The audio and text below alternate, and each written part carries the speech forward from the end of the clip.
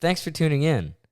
Today, me, Ollie Jerome, I'm your special host, and today's guest, very special guest, is a young man you might know or have known mostly on the social media or Instagram handle of Okamman, a wakeboarding-centric page filled with humor and banter with one of the simple goal of fine-tuning the core aspect of the sport by calling out the movements, bad trends, or bad habits that have stuck in the industry from the riding, marketing, content, political standpoint in regards to decisions and results to brand team riders, decisions, etc.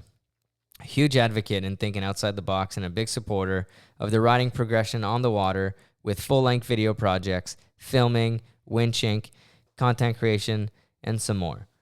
Thank you for tuning in, and I hope you enjoy the conversation I'm about to have with yours truly, Hunter Thane. I approve waterboarding. They're talking about wakeboarding. The thing about wakeboarding, every trick is an invert. Backside. One side, air railing. A new dimension. Welcome back, and thank you for tuning in to another Grab Matters episode. Today, we have a very special guest, Hunter Thane. How are you? I'm doing good. How are you? Good, thanks. Welcome to your show. Thanks for having me on to my own show. It's great to be here. Yeah, I'm glad, I played the reverse Uno card on you. You did. You invited me, and I said, okay, well, I negotiated, and I said, if you allow me to introduce you and interview you, I'll gladly do it. Yeah, that was bold of me to let you do that, but we did, and we're here now. So Yeah, well, I feel like that was bold of me, too. it definitely was. That's why I played. Well, because, I'd never met you before until the interview. You greeted me out the door, and I was like, it's like going on a blind date, like a sketchy Tinder date for a wakeboarding podcast. Yeah, I haven't met hardly any of the guests, so it's always a toss-up how it goes the first time. Yeah, because I figured, I've been part of this industry for a while, and, through the grapevines, you see more people coming through, and you hear about people and their background and stuff, and, if I figured if I don't know that much about you, I'm sure there's a lot of people that tune in and would like to know more about you. So, if I feel like I know enough people to introduce you to them, that'd be cool. Yeah, you're probably right. I was hoping to wait for episode 69, but, sometimes You're the cards one of fall those as they guys. may, so we're here now. Yeah, 69's closer than what's the other funny number? Everyone 420. always does? I don't know if we'll make it that far, but we'll see. All right, well, first things first, what's your favorite grab? Ooh, that's a tough one. I feel like the hardo answer is chicken salad. Oh, okay. It's kind of like a hardo move. Yeah, if you not pull that Canadian one out. bacon? No, not Canadian bacon. Okay. Chicken salad. But I like a good tail. Yeah, good tail. That's Or legit. indie. See, I don't know. So you're a backhand grab kind of guy. A huge backhand grab. So what about when you go switch? Does it become like your switch front hand? So you go switch nose, switch mute, Yeah, switch I do all melon. switch chicken salad. Oh, yeah? Oh, yeah. But that's a different name. Is it, though? Well, if you use the other hand, it's all about your takeoff stance, no? Wouldn't it be switch chicken salad? Well, it would be switch Canadian bacon. No, it's the other hand. No, but I'm doing the same thing, switch. So, if you do goofy chicken So salad, it becomes your backhand switch through- backhand. Exactly. Okay. So That's legit. You but do that's those? You do those? I do those. Okay. What about wake pants? Do you do those? I don't usually wear them, no. But I am Not usually. So what does that mean? There's certain circumstances where I think they are a must. Like when, for example? Full suit. If Full you're rocking suit. a full suit, Okay. you best be putting some wake pants on. So what about what about full suit? Are you full suit? You got to wear your vest, obviously. So vest goes over. Are you wearing board shorts over your wetsuit? No board shorts over the wetsuit. Never. You never done that. That never plays. You never done that. I definitely have. Okay. I think done that. Okay. Doesn't mean it plays though, just because I've done it. But Yeah, I yeah. would say when it comes to wake pants, if you're gonna wear wake pants, you got to wear something on top too. So it's got to be like a quarter zip jacket or like a button up or something on top of the vest, so it looks like a full kit. Right. That's the goal. Snowboard inspiration. 100%. Right on. All right. Well, speaking of snowboarding, so I hear you're from Michigan. Where exactly are you from in Michigan? And walk me through your humble beginnings Yeah. in wakeboarding. Yeah. So I'm from Southeast Michigan by north of Detroit. So I grew up on 15 Mile, which is 7 miles north of where Eminem grew up on 8 Mile. Right on. Shout out Trent Stuckey. But it was a super nice area, one of the nicest areas in Southeast Michigan. There's a few lakes there, but I never got into wakeboarding when I was living there at all. I lived there until I was 18, and I didn't really get exposed to wakeboarding until my parents got a place in northern Michigan, which is a huge thing in the Midwest. People usually have a house, and then if you're fortunate enough to be able to get a second home, it's in northern Michigan or Minnesota or Wisconsin or whatever on a lake. So that's kind of where I got first exposed, and my parents got that place in northern Michigan. I don't know, when I was just a kid, probably 4 or 5, 6 years old. Right on. Were there any water skiing or other water sports exposure in your younger years? I mean, tubing and kneeboarding, but I didn't water ski before I wakeboarded, I don't think. Oh, really? Okay. Nobody was into, like, my parents weren't into water skiing, wakeboarding, anything like that. Not at all. Our first boat was a pontoon like that we had, and it was, my dad got a 90 horse on it because he wanted to be able to tow people. Yeah, and back then, like, it wasn't a thing to have like a big engine on a pontoon, really. Right. They're all just putzing around. But that, I think, is my first experience wakeboarding.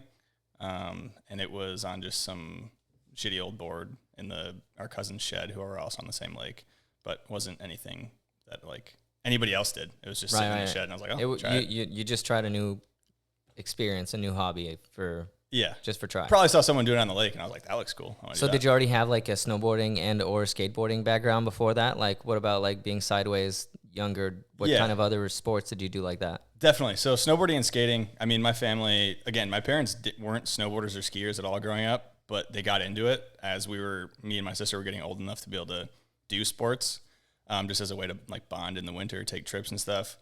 So I started snowboarding pretty young. I mean, started skiing, and then soon after that, I started snowboarding, and my whole family snowboards. So my mom, my dad, they all learned to snowboard, which is super sick, I think. Like, very rad. They were like in their 40s, and they learned how to snowboard, and they still do it Heck to this day in their early 60s, which is super rad.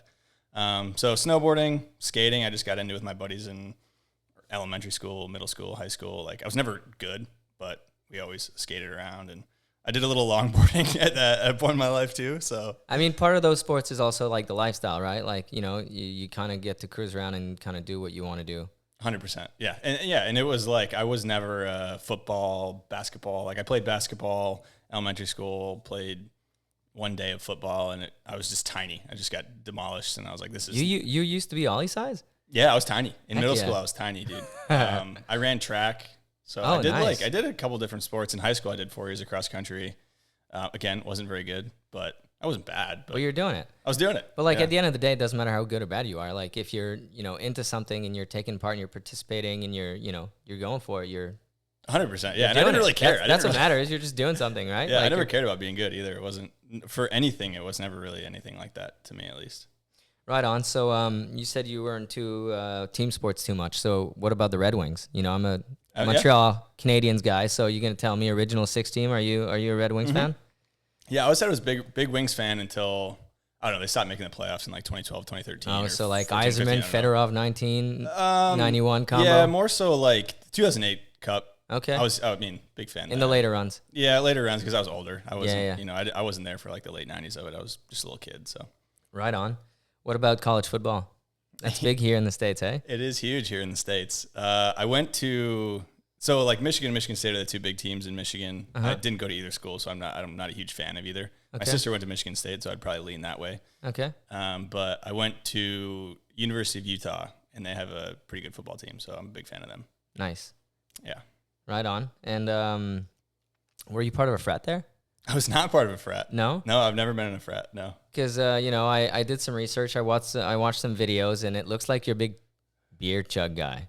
So like I thought maybe that was it. Videos of this? Oh, hold on. I mean, there's been some Zichmuta Triangle videos where you are sneaking a couple shotguns. You know what I mean? Yeah. So I thought that was related to frat. I wasn't in a frat, but I transferred from Utah to Western Michigan, and they had a ski team, like an alpine team, ski and snowboard. Nice.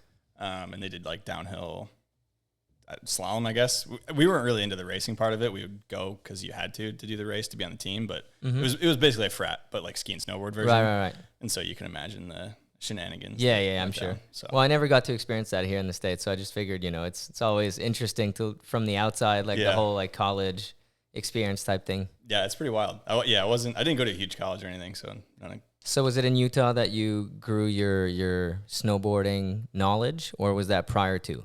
I've always been a big fan of snowboarding. The culture of snowboarding, I think, is super sick. I always, in high school, would check Yo Beat. Yo Beat was a huge thing I always checked just because they like made fun of snowboarding, which I think is what they called it, like Yo Beat, making fun of snowboarding. And I've always been a fan of... Love the banter. Yeah, I love the banter, dude. And I've always been a fan of just making fun of shit because it's like nothing's ever serious. Like in all sorts of media, you have... you know, the normal media that just tells it like it is and gives you the stats and stuff. And then you always have a little bit of like counter media that is like Yobi had this thing called rejected edits, and people would submit edits and they would just tear them apart. They'd give it like an A through F. Oh, no way. Scale. They would grade them. They would grade them out large. Yeah. And they would give people like D- Fs and just tear this edit apart. And I'm sure if you submitted it, it was probably pretty brutal, but I mean, some of the things needed to be said, I guess. I mean, you know, good or bad exposure. Well, how do they say it? That's you true. know, Page good or views, bad man. exposure is exposure. That's true. Yeah, any publicity is Good publicity. good That's publicity, the one. yeah. All right. So back to wakeboarding. So you started riding behind a pontoon boat. Mm-hmm. So then what came next? How did the passion for wakeboarding grow from there? Well, so on that lake, there was, I forget the name of the family. I think it was called the Waltons. They had a Mastercraft X-Star from a dealership up there, and they were good. Like, they were doing flips and stuff. And I didn't know what wakeboarding was, so I just saw them do flips. I was like, it's pretty fucking cool. Like, I want to do that, but we have a pontoon boat, and I didn't really have that much time to ride. Like, I'll go a few times a summer probably, like, not that often. And then as I progressed, I kind of learned more about wakeboarding, went behind my cousin's whaler, and then our other cousins had a super ski boat. So that was at least, had like a wake you could jump on like a pontoon. There a little bit more progressive. So like by that stage, like how was your progression? Non-existent. From going from a pontoon to riding those boats, how did that go? Nothing. Didn't do anything. I mean, I was just cutting back and forth. Like I wasn't, maybe I did a 180, did an indie grab maybe, but there was nobody to ride with. Like it was just me. None of my cousins were really doing it. Again, I didn't really have that much time to do it because we'd go up on the weekends. My dad was burnt out from work, and my mom like probably wouldn't want to drive me around all the time. So first few summers when I was young, didn't really wakeboard that much. And then I eventually got a little bit, I don't know why I got more into it. Maybe I saw it on the internet or on TV or whatever. I don't remember. I have a terrible memory. Especially when I was a young kid. I don't remember half the trips my parents took me on, Disney World and all that shit. But yeah, got into it. And I think we went to a boat show one year in Detroit. Okay. It's like a really big boat show there at the Cobo Center. And I probably for the first time saw a wakeboard boat like in person there. Mm-hmm. And that probably sparked my like obsession with why I thought it was so cool. And I got like, you get a little bag and like you go around to all the booths and the dealers and you get like back then you had a bunch of catalogs or whatever of boats and there were riders and stickers and all that shit. And I you get some swag. Yeah, loved it. And so it probably progressed the next few years there of me like just begging my dad. I was like, can we just get a boat to wakeboard behind? Like I want a wakeboard boat. Like this sounds so cool. Like it'd be awesome. And eventually we did. So it was 2006, I think, or 2005. So how old are you by then? 11. I was born in 95. So I was 11, 12 maybe. Okay. And did you get to meet any like pro riders or anyone that was, I guess, on that level and in that era, like when you went to the boat show? Not that I remember, not that I know of. I think we were just talking to the dealerships. If we did meet someone, I wouldn't have like known who it was at the time. Yeah, you didn't click or you wouldn't remember. My parents wouldn't have remembered either. Or it was probably just me and my dad. But yeah, so we got a Mastercraft X2, or my dad did. Fortunate enough that he started his own business, and growing up, it wasn't like, we weren't like super wealthy off the get-go. He was putting everything into his business, and it took a while obviously to turn the corner and start making money. And so we got to the point where we were fortunate enough that they're like, okay, we can get like a speedboat type thing at the cottage. You know, it'll be a lot of fun for everybody to use, not just to maximize the opportunity. You have a second like cottage lake house to go to, and you know you got to make the most of it. So 100%. You know, kudos to your dad for investing in water sports because it is a really nice environment to create family memories and like invite friends over and still be active and being outside, right? Yeah, totally is. And back then, boat prices for a brand new Mastercraft X2, it had to be around $60,000, maybe even less than that. It's obviously changed significantly since. For sure. And even with inflation, like I'm sure that the number isn't 60, but like it was an attainable goal for like a lot of people. And my parents, it was a lot of money, but it wasn't like this is a scary amount. It wasn't far-fetched. It wasn't far-fetched, and neither was a property on a lake back then either, in a lake in northern Michigan, 20 years ago. Right. So got that boat. I was jacked, dude. Like beyond stoked. It was the coolest thing ever in my life. And I didn't really get to wakeboard that much though, behind the boat. But it made a significant impact on you that you were from there like a diehard wakeboard fan or a wakeboarder yourself, right? 100%. Yeah. I considered myself a wakeboarder, but I didn't really wakeboard that much because I didn't live on a lake, didn't even live close to a lake that I could go wakeboarding on. It was only in the summer, which similar to Canada, it's cold, it's 3 months. Very seasonal. Very seasonal, Memorial Day to Labor Day. And again, we're only going up, every so often in the summer. And then even when we are up there, it's like you still have to ask someone to pull you. It's not like I had siblings that were all down or cousins that were all down or people on the lake that we knew. It was And just it's not my like there family. was a cable park you could just get dropped off at all day. Didn't even know what a cable park was for a long time. Well, it did take a while for, I guess, cable park to reach like more of a attainable way of wakeboarding because the location and accessibility of it was limited back in, the 90s. Yeah, absolutely. So we had that boat. Didn't wakeboard. I mean, a few times a summer. I loved it. Like I would start jumping the wake, like doing some 180s, some grabs, but nothing crazy. Like I wasn't going that much, but I loved it. That's all I thought about. So you did that for how many years before what came next? A lot of years, man. So all through high school, I feel like I wakeboarded a little bit more each summer because my parents could see that I really liked it. And so they'd take me a little bit more. And my dad, he's not going to like that I say this, but like he hated when I fell. So like he did not want, like he would take me wakeboarding. He's like, all right, we can go for like 20, 30 minutes. But I could tell he did not like when I fell because he had to turn the boat around. It takes time. He's like, just go fucking wakeboard for like 20, 30 minutes and then we go back in. And I was like, in my head, I'm like, I'm not going to get any better if I don't fall. Like I know that from skating and snowboarding, like you just have to fall all the time. You got to get those reps in. You got to get the reps in, especially when you're young. So it was just hard for me to progress. I was always feeling like I wanted to wakeboard way more and I never could. Like I could never wakeboard the amount that I wanted to or even close to that. So that happened all through high school pretty much. Experimented a little bit more, like got some fat tacks for the boat, started landing some flips, but still, nice. Come on, give me a little bit more detail. So what'd you go? Like, back roll, tantrum, scarecrow, like what, give me some. Yeah. First one was back roll and I was a huge pussy. I slowed the boat way down. And this was before anyone told me there weren't YouTube videos. It's a great way to help learning. And right? I'm not talking down upon it, but I was like, I didn't need to do that. Like I had the skill set where I could have just started doing flips wake to wake. Like I had great wake to wake jumps. I was doing all the grabs, 180s, like some 360s, but so I did back roll, front roll, scarecrow, tantrum. That was pretty much it. Nice. Yeah. 180s. 360s? Couple 360s. On the boat? Yeah. Yeah. Couple 360s. Heel front, toe front? Heel front and switch heel front. Oh yeah. Okay. Yeah. Heel 3, cab 3. Yep. No toe side spins. What about back 3? Oh, fuck no. No back 3. No, absolutely okay. not. It wasn't even in my mind to try that. Okay. So what, after that, what came next? Did you start riding cable? Did you keep riding boat? Like what was the next step in like your wakeboard progression and like how wakeboarding became more accessible as you got older? So I went to school in Utah to snowboard pretty much because I didn't know where I wanted to go, what I wanted to do at all. So my parents were like, you got to go to college. And I was like, okay, I should go to college. It sounds like a good idea. So I went to Utah, snowboarded at Brighton for a while, a couple years, loved it. A lot of fun. Wasn't doing so hot in school because I was snowboarding. And I wasn't really like fitting in Utah. I didn't really find like a solid group of friends. And after a couple of years, I was like, okay, maybe this isn't the spot for me. Had some friends at Western Michigan University, which is back in Michigan, just on the other side of the state that I grew up. It's like 2.5 hours away. They said I could move in with them. I could transfer my credits. And I was like, okay, cool. I'll do that. At this point, I'm not really wakeboarding. So like I'll go home in the summer and wakeboard sometimes, but it's not something I'm really thinking about that much. And then the cable park in Hudsonville was built by Action. So Action Water Sports built the cable in 2016 or 2015. Or that's when I started seeing that they were building it. So it was probably 2015.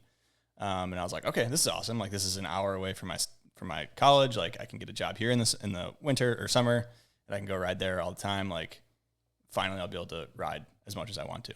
So yeah, that was kind of like the next step of my life is I moved back from Utah, went to Western Michigan, and then that summer after the first semester or first 2 semesters at Western Michigan, I started working at the wake park.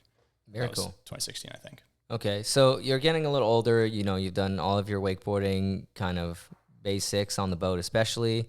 You went west snowboarding. At that stage, so like I'm assuming you're getting older, you're identifying more with like the snowboarding culture, especially now that you're more in the midst of it. Like at that stage, like who's inspiring you on the wakeboard side and like also on the snowboard side? Because obviously you're still thinking about wakeboarding quite a bit. So like you're probably looking for content. So like I want to know, like, in a teenage young adult like Hunter Thane, wakeboarding fanatic, snowboarding fanatic, who are like the guys that you're inspired by? Snowboarding is Videograss. Like, I loved every Videograss movie that came out. I was watching all of them, and I mean tons of other videos too, but Videograss is one that like stuck out to me. And in Michigan, there were some guys that made videos, and it was called Flannel Lifestyles, and it was like, I think he's still making videos to this day, but it was the people at the resorts in Michigan that were making, videos, and they were super good, bunch of good riders. I would watch them. But in terms of like pro snowboarding, it was Videograss and all the riders like that were in those videos. So that was huge. Wakeboarding wise, not really like looking at any, like I would watch some wakeboard videos, and to be honest, I was like, this is pretty garbage. Like the rail riding, at least I was like, this is like, I would watch an edit and I was like, I don't really like identify with what the riding is until I saw Wes's Buttery Biscuits video from Valdosta. Okay, wow. So that was like the first piece of wakeboard content that I was like, okay, I like get I'm this digging now. this. I'm digging this. This is awesome. Yeah, because the snowboarding you found most attractive that you were more pulled towards was kind of niche, right? Sure. So you found like a similar niche in the wakeboarding content that was out there. 100%, yeah. Definitely. And like prior to that, so like you did some boat riding quite a bit and stuff. Were you ever watching boat riding, or not so much, or you're too young to really look for it? So like on the boat side, like, because boat was a big part of the industry, especially in that era of the sport. So like, what kind of boat riding, which kind of riders were you looking up to? And like, who was like your, give me some names. What were you liking out there? Dowdy, I always liked watching Dowdy just because he'd do crazy shit. I loved watching Twelker. I mean, I love watching like Dog Days and like Quiet Please, all those movies. So like boat riding, probably West Coast, maybe more so than like a lot of like Florida riders, I would say. Yeah. But growing up, there was a rider named Ryan Besmick. You probably don't know who he is, but he rode for Humanoid for a while. He made some videos in Michigan that was like pretty good. They were cool to watch. But as far as like pro names, I mean, the one that I knew was like the best was Randall Harris. Like I could show that video to any like snowboard friend that I had, and they were like, "Oh, it's fucking badass! Like that guy sends hard, sure does." Huge." So I would say it's like Randall Harris, and then like Twelker, and like some of the guys from those movies. But right on. Yeah. So as you got into cable riding more, and that action came up in Hudsonville, so did you start riding? Did you try to work there? Like, were there other cable parks in the area? Like, what were you looking at? You were in college, second year. So like, walk me through that. Like, how did it go from there? I saw that they were going to open the cable, and so I put a job application in to Scott, who's the guy who was taking job applications. Yeah, try that eggnog. I'm gonna try that eggnog. So quick question. So I you're offering me this. I saw your laptop while you were interviewing me the other day. So like you're a big milk guy. Mm-hmm. Tell me about that. I just love milk. It's why do you like milk so much, man? It's just really good. I mean, there's nothing like a nice glass of cold milk on it could be a hot day, it could be a cold day. It's better than water. It's the best. This tastes like shit. I don't like eggnog, but I got it because I thought it'd be funny. It is funny. It is funny, but yeah, I've always been a huge fan of milk. I love drinking milk. I believe it builds strong bones. I haven't broken a bone yet. Right on. So yeah, big stat. Nutritious. I would love one day to have the Got Milk sponsorship somewhere in the studio. That's like the biggest goal.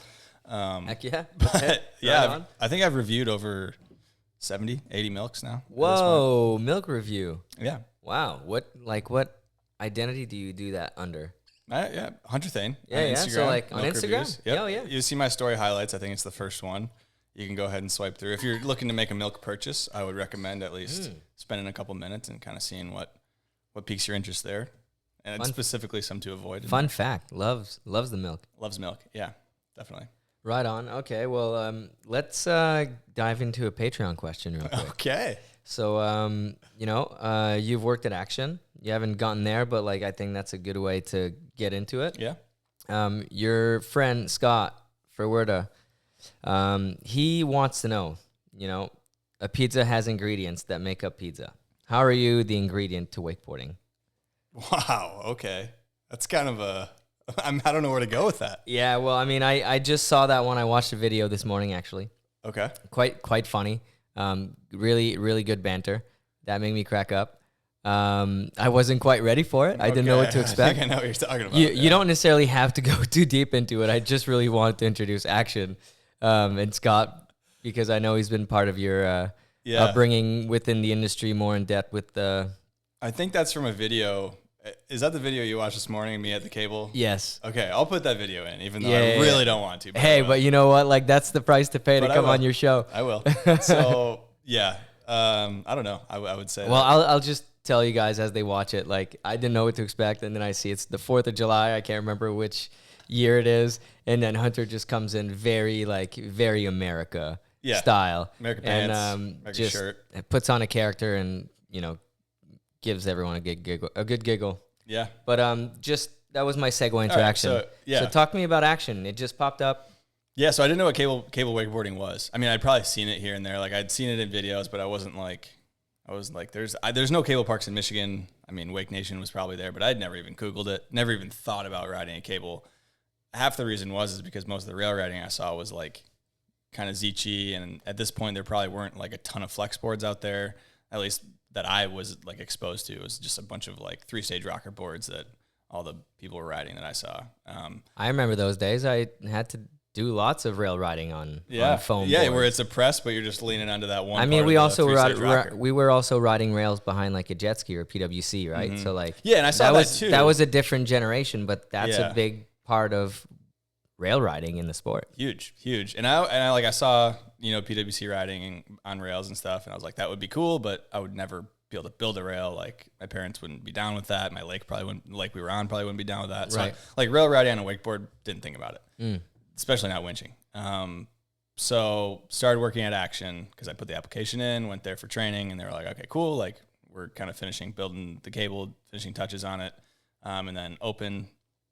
So I'm just a cable operator there with Scott, who's like the guy who's running it with his wife, Deanna, at the time. And I am fully obsessed with it before I even get on the water, because I'm looking at this cable and I'm like, I can wakeboard as much as I want. I've never been able to do this in my life. Like, I've never been able to wakeboard as much as I actually want to. I've always desired to go more than I have. So I take my Ronex 1 3-stage rocker and was it the black or the white one? It was white and green. So it was mostly white with a green. Yeah. Which is a sick board for the boat. At least I had fun on it. And I had Hyperlight systems on it because I was like, oh, these are like snowboard bindings. I want these on there. Just ate shit like the first time. So hard in the first corner. So I got off the dock, I think no problem. But I was riding behind this guy who had ridden cable quite a bit my first time. And he put the rope through his elbow to like relax. To chill around the turns. And I was like, of course, like I'll do that too. So I put it through my elbow, and like I didn't make the angles at all correctly. Oh no! Just get wrecked, dude. Destroyed face plant, like yard sale, like mini concussion. I wasn't knocked out, but I was like super dazed, seeing stars, and I was like, whoa, this might be a little bit more difficult than I thought. So is that your first real good crash? Like, any wakeboarder like has had a good smack where they're like shook, right? So like, was that it for you, or I got fully knocked out before that? When I was riding the boat. I did a 360. And I did like a landed perfect 270 on the case of the wake. And whoosh. Beautiful. My mom was driving. She turned the boat a little bit to the left. It was whipped me out. It was the whole thing. Oh, you're even going to put your mom under and say that she was the reason why you fell. Yeah, I did. I just did that. Right on. Sorry, Mom. She apologized, though. She was like, I'm so sorry. But just like continued to progress at the cable riding all the time. I get a cable board, I think, the next day or like shortly after that. And that's when I start kind of figuring out that this is something you could like you could progress at. Cause like I have a board that I can feel on the rails. Like it wasn't like using the Ronex one where I couldn't really feel on the rails at all. Yeah. You got the right equipment for the approach that you wanted. Yeah, exactly. And I had enough time where I would just ride. I was there all the time, all day, every day, working, not working. Like I was just always there, always riding, had a lot of fun. So yeah, that's kind of that first summer is just wakeboarding all the time. Awesome. Yeah. So, very good. I think Dylan Mead was there too. Yeah. Is that when you started meeting Dylan? I think that's why I met Dylan Mead. I think he was that first year. Very cool. And he was really good. Like, yeah, so he already was good, right? He already was very good. Yeah, because I remember meeting him, I think, for the first time, or hearing about him at least, at Hexagon back in the day. Oh yeah, he was already like a couple years into it. Like he was ripping by the time ripping. Action and opened. Action was a cable that like there's no cables like super close to Action. So you got Wake Nation, Cincinnati, like West Rock wasn't there, the Quarry wasn't there. So the next two nearest were Wake Nation, Cincy, and probably Kansas City Water Sports. And then outside of that, I don't know how far. So like nobody had really ridden a lot of cable when this place opened. So when Dylan came, it was like the first time in person I saw someone that was actually ripping a cable like super hard. And so I was super motivated, super inspired. He kind of made fun of me because I would wear like a button-down shirt over my life jacket, and I looked like a total kook.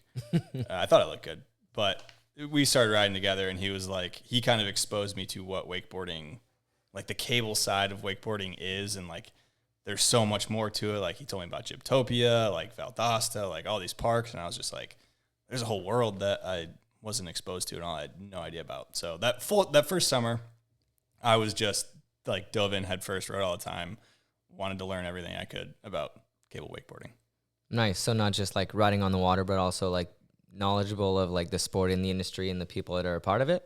A little bit, yeah. I mean, like who the riders are, watching what as they're many doing. edits as possible, like following all the riders, like seeing who's on what team, like all that stuff. So was that mostly like on the websites? Was that more like magazines, or was it more Instagram? And like what era are we talking here? I feel like mags were kind of almost dying at this point. So like I would get some Alliance mags, and like I think Action they would probably still had a monthly or however often they would come out, they would have them. But it was dying off at that point. So mags wasn't a big thing. It was like checking AllianceWake.com and then checking like Vimeo accounts of people who like Wes. I would follow everything Wes, like, because they were posting videos quite often. Wes and Space Mob and yeah. Chucktown. You remember Chucktown? Yep. Yeah. So that was before. So, but like I went back and watched like all the Chucktown videos, and then because that's when he was back at Trophy Lakes. Yep. Yeah. Two Tower. So you ever been there? I've not. No. I remember. Do you remember that feature was like an incline box and he put creepers on them? Yeah. Yeah. Yeah. That thing was weird to hit. Like Did I you never ride really it? done any creepers. I tried it. Yeah, we stopped there once with Jeff House. We're doing a Roswell trip back in the day, but it was for I was there with Slingshot. Slingshot and Roswell were kind of sending us on the Roswell bus to Battle of the Brands, and we stopped. That's where I met Wes for the first time, actually. Okay. Speaking of Slingshot, so our friend Adam Sinclair's got a Patreon question. Sure he does. Adam Sinclair's not on the Patreon, so Join the Patreon. Yes, of course. You totally should. All right, Adam Sinclair, what do you got? Yes, he wants you to talk about, well, because it's a question, but like I guess I already know that you did this. Snowboarding on a slingshot terrain. Oh yeah, that's a moment that I'm glad wasn't on camera by a lot of people, but I did take slingshot terrain with the Space Mob boots, or they were Shred Town boots back then, I don't remember what resort it was. I think it was Bittersweet. He was probably there, but I took it up to the top and struggled my way down. Yeah, how'd it go? I mean, it went better than the first time I did it. The first time I did it was at Brighton, Utah on the Ronix 1. Okay. Oh, yeah, hardboard. So hardboard. I went to the top of a full mountain. That was, yeah. That was not Was fun. there enough snow, though? Like, I feel like, you need, like, enough powder to kind of, No, like, it wasn't powder. It was just groomers. So you couldn't yeah, turn. so I can't see that working out that well. Because I Didn't. remember Jade Worley did that. And In powder or? In powder, I believe, and he got some pretty good shots. If you're in powder, From, you like, can do it. considering that you're, snowboarding on a wakeboard. Yeah, for sure. So, yeah, neither of them went well. I still see people do it to this day. I really wouldn't recommend it. It's funny, though. So it's kind of fun. Right on. Next up, I wanted to know how you started getting involved in the local scene. Were there events, or like were you like taking part in the industry, like on the retail side of things? What came next for you? Yeah, so I didn't start working like in the industry outside of the wake park for a while. So I worked at Action for a couple of years just as a cable operator. And then as far as events go, like I wasn't huge. They did points chase back then. I think I did one event and I was just like, this is not for me. Not that it was points chase, just that like I was like, a contest is not Like the my competing factor. Yeah, straight up like full lap, get judged on it, not my thing. And that's just, some people are like that, some people aren't like that. I never got anything from wakeboarding or snowboarding or skating that was a competitive drive. Like I never wanted to beat anybody else at wakeboarding. I simply just wanted to go out and ride and get better and hang out with my friends. So I just got stressed on the dock, and then I probably didn't be able to do any of the tricks that I was usually able to do, and then I was mad at myself because I was like, I couldn't put it down, and then I was just like, this is not The dock nerves. I'm not doing this anymore. This is not fun. And I think back then they were kind of trying to push that stuff, and I was just like, it wasn't like the vibe at the park either at the time. I don't know. It wasn't my thing. So still just riding with friends. And then worked at Action for a couple of years, and then I worked at West Rock the following year. I don't know if you know. Okay, nice. Yeah. So yeah, I didn't know. I don't know you very well, so you're telling me your story. I hope you did at least a little bit. You did quite a bit of research at least. So I had to. yeah. So then I worked at West Rock after, I don't know, 2 or 3 years at Action, as a cable operator there in the fall, and that was with Dylan. Dylan Mead was there at the same time too. So yeah. Nice. We did an event called Rockford Rip Fest. I think that was that year. It might have been the year before. Okay. But so how'd you get introduced to West Rock and Daniel Jarrett? Well, Daniel how'd you Jarrett, get involved in that segment? If you've ever strapped on a wakeboard, Daniel Jarrett has probably DM'd you at some point on Instagram, because he talks to, I think, everybody in the industry. I think he's talked to everybody that has ever. I wouldn't be surprised if he's spoken to like almost everyone. He's talked to more people than anybody. Yeah. For well, sure. he's involved. I love it. He's passionate. Oh, he's super involved. So that's the point, and that's like a compliment to say that he's super involved. So he would always, like, he'd see us riding at Action, like our Instagram edits or whatever. He's like, oh, you guys got to come over here and ride, blah, blah, blah. And we were like, sweet. And I didn't get there when it was 2 Tower. I went there the year that they built the full size, and it was Very awesome. cool. Like, such a fun time, great park. So that was kind of the introduction to Daniel, and then the West Rock Wake Park and that whole park. It was a lot of fun. Very nice. So were you like helping like setting up the park and like putting the features in different orders and kind of rearranging the park throughout the season to keep it nice and fun and fresh? When I worked at Action, yeah, we would move stuff around all the time. When I worked at West Rock, I only worked there for a few months in the fall. So yeah, we would change it up and we would film all the time. And Daniel was super awesome about that, letting like the workers come film, like open up early or whatever, as long as you're doing everything right, not ghost riding the whip. So yeah, we would change up features all the time and have a lot of fun. Right on. Okay, so the first time I spoken to you or really knew about you was under the identity of the handle Okamman Man. So how far after that did that come into play? Do you know what year that started? Because I don't know what year that started. I don't know what year that started. I was hoping you were going to enlighten me on that. It might be 17, 18. Okay, I don't have my phone, but it's probably 17, 18. So is that right around when that was starting, when you were at West Rock? Action. It was probably at Action. Okay. But it might have been in that transition period. So it was probably around that same time. Yeah. Okay, so let's start with the end and then let's backtrack and start over. So I kind of like made a reveal, but you've done multiple reveals since. Sure. So let's talk about like the reveal. How did you do it? Why did you do it? Oh, okay. Yeah, the reveal. So the Okamman Man reveal. It was, I'd like to think it was pretty hot in wakeboarding. There was a lot of talk about like what this was and like who was running it, because people would message me all the time. Like, people would get super mad at me. They'd accuse me of being Simon or being JB O'Neill or being Dave A.V. Oh, like, yeah. Let's hear all the names that people those thought were those were the big three. Wes was in there as well. Wes was a big one that I was accused of being. I would say those four: Wes, Okay. JB, Simon, and then Dave A.V. And so I would get a bunch of comments of like, "Who is this? You fucking coward! Like, come on out! Stop calling me and my friends out." Exactly. And so before this, Dylan, Mead, Matt Gagnon, Hannah Menega, and a couple others decided to like film a movie because there weren't any wakeboard movies that were coming out at this time. Like it was very sparse wakeboard movie wise, like full length movies. And that's something that we really wanted. Like, we were like in the core of the sport. We really enjoy seeing that stuff. In snowboarding, we love seeing it. Skating and wakeboarding, we really like yearned for it because we think it's really important to the culture of the sport.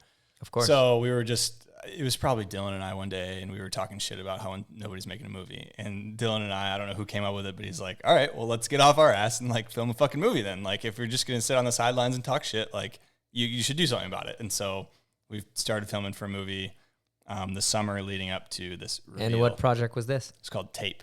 Tape. Yeah. Wait, wasn't there another video prior to that named Blase? Oh, yeah, there was. Yeah. You can't find that one, though. I couldn't find it, Nope. but you think I wasn't going to bring that one up? I took that one down. Yeah, that was. Yeah. There were some good tricks in there, but for the most part, no one needs to see that. Honestly, like every good amateur project is like the start. You got to have your first step. That was just a web edit, though. So that was just like a park web edit of me and Dylan at Action. So Nice. Nothing crazy. going Okay, on okay. there. But So is that when you started picking up cameras and editing and like thinking about like, with your level of riding and the spots that you're riding, you kind of wanted to be a part of it and like, do it for the fun of it, like For sure. filming you and your friends and like putting it to soundtracks and Yeah, so we had messed around with like GoPro filming, and I thought it was the coolest thing when like someone first filmed GoPro of me, or I filmed with somebody else. I was like, oh, this is sweet. Like you can see you're riding, see what you're doing right, what you can fix, like what you can work on, and then you can make an edit to like some Taylor Swift or whatever. So we started doing a little bit of GoPro, but I wasn't really that good at that point, like the first year or two at wakeboarding. So I was like, I'm not like trying to film like a full edit yet because there's not really that many cool tricks that I'm doing, I think. But it wasn't until I think Dylan got an HVX first, and he's like, all right, we're going to start filming now. And then I was like, all right, I'll get an HVX too. So we both had HVXs, and we're filming some edits, like Blase was one of them. There's probably a couple others there. But filming for this movie called Tape, which we filmed all on tape, like mini DV tapes. There's one sitting around over here. And that was the goal, was like, we're going to call it Tape. We're going to film it all on tape as like an ode to like kind of old school wakeboarding, snowboarding. Like HVX can film HD, like with a P2 card. But we all filmed it on tape. And then we could also have like one of these cameras, like it's just a shitty dad cam you film on tape as well. Yeah. Just as like a relatability thing, like anybody can pick up a camera and of course. Film, well, so you just got to contribute. If you're, not necessarily like at the park every day helping others, well, you're contributing by filming and like you're putting content out there, you're in the game, you're participating. For sure. And there's something different about filming for like a longer project that you withhold the clips on. Nowadays, I don't know like what the formula for that is, and there can be a million different conversations about that, but personally, doing it like for yourself, whether you're the one filming and editing it or not, or you're just a rider in it, there's something that feels like amazing about getting a clip, filming it, watching it back, being like, that's a great clip, but no one's going to see it for a long time. Right. It feels good. Well, I mean, there's something that needs to be said on that front. So like in my era, so you had to wait for magazines to come out once a month. And then you had to wait for the one VHS tape to come out with the riding with all your favorite riders and to see what the next tricks that are being landed in the progression of the sport. The new crazy rail setups that the guys have come up with, like then cable parks started popping and, all of that progression through VHS tapes and then DVDs and then online videos. So like obviously it's evolved, but the fact that people are putting time and energy into creating stuff is the best part of it, right? You're sharing your love for the sport. Yeah, 100%. And like the journey of all that is like the funnest part of it. So that's what we really enjoyed. Where were we? Were you trying to talk about the reveal? That's what you're leading up to with this? No. Well, I was just leading into the Okamman, man. So like, we started by the end. Now let's backtrack. True. So like you start Okamman, man, you're starting to film for tape. Yep. And then like you assemble your crew. So who was in that crew? Like tell me some, give me a quick resume of like that whole experience of like assembling the crew, hitting spots. This is probably your first time really going after winching. Yeah. And like having a full go at what like the pros are doing, right? For sure. Yeah. So the crew was me, Dylan Mead. We were like the two with the cameras, with the motivation. Like he had a winch. It was a kind of a piece of shit. I had a winch that I borrowed from Action Water Sports, had a winch from like contest days way back in like the mid early 2000s. And they were like, yeah, you guys can use it. Like it's not going to get used for any other reason. So we both had a winch, but they were both pieces of shit. Like the winch I had only pulled like it maxed out probably at 17 miles an hour, maybe less than that. And I was like a big guy. So like, it's tough to get up to that top speed. Dylan's winch would go like up to 30, but it would just break all the time. So we both had these winches, both had cameras. The crew was me and Dylan kind of leading the charge. And then Matt Gagnon and Hannah Manega were the other two with full parts in it that we kind of decided maybe halfway through filming after everyone had gotten a certain amount of clips. Because they were helping out, they were showing up. So like you and Dylan were the muscles and the brain behind the plan and the project. Yeah. And then you needed obviously some helpers, some other people that you're down with and they're motivated to for sure to pursue it and push it and to challenge themselves with it. Yeah. And Dylan Mead is like one of the people that like if he has something that he wants to do, like he's gonna just like do everything to get it done. So he was like 1A, I was 1B, and then Matt Gagnon and Hannah were very much so like, yeah, we'll do anything to get clips, we'll do anything to like travel, do all this stuff. So we spent that whole summer filming, hitting spots. Dylan had winched a couple times. None of us had winched ever before. So it was like him trying to learn as well, but also teach us how to winch. And then all of us just kind of using our knowledge to figure it out.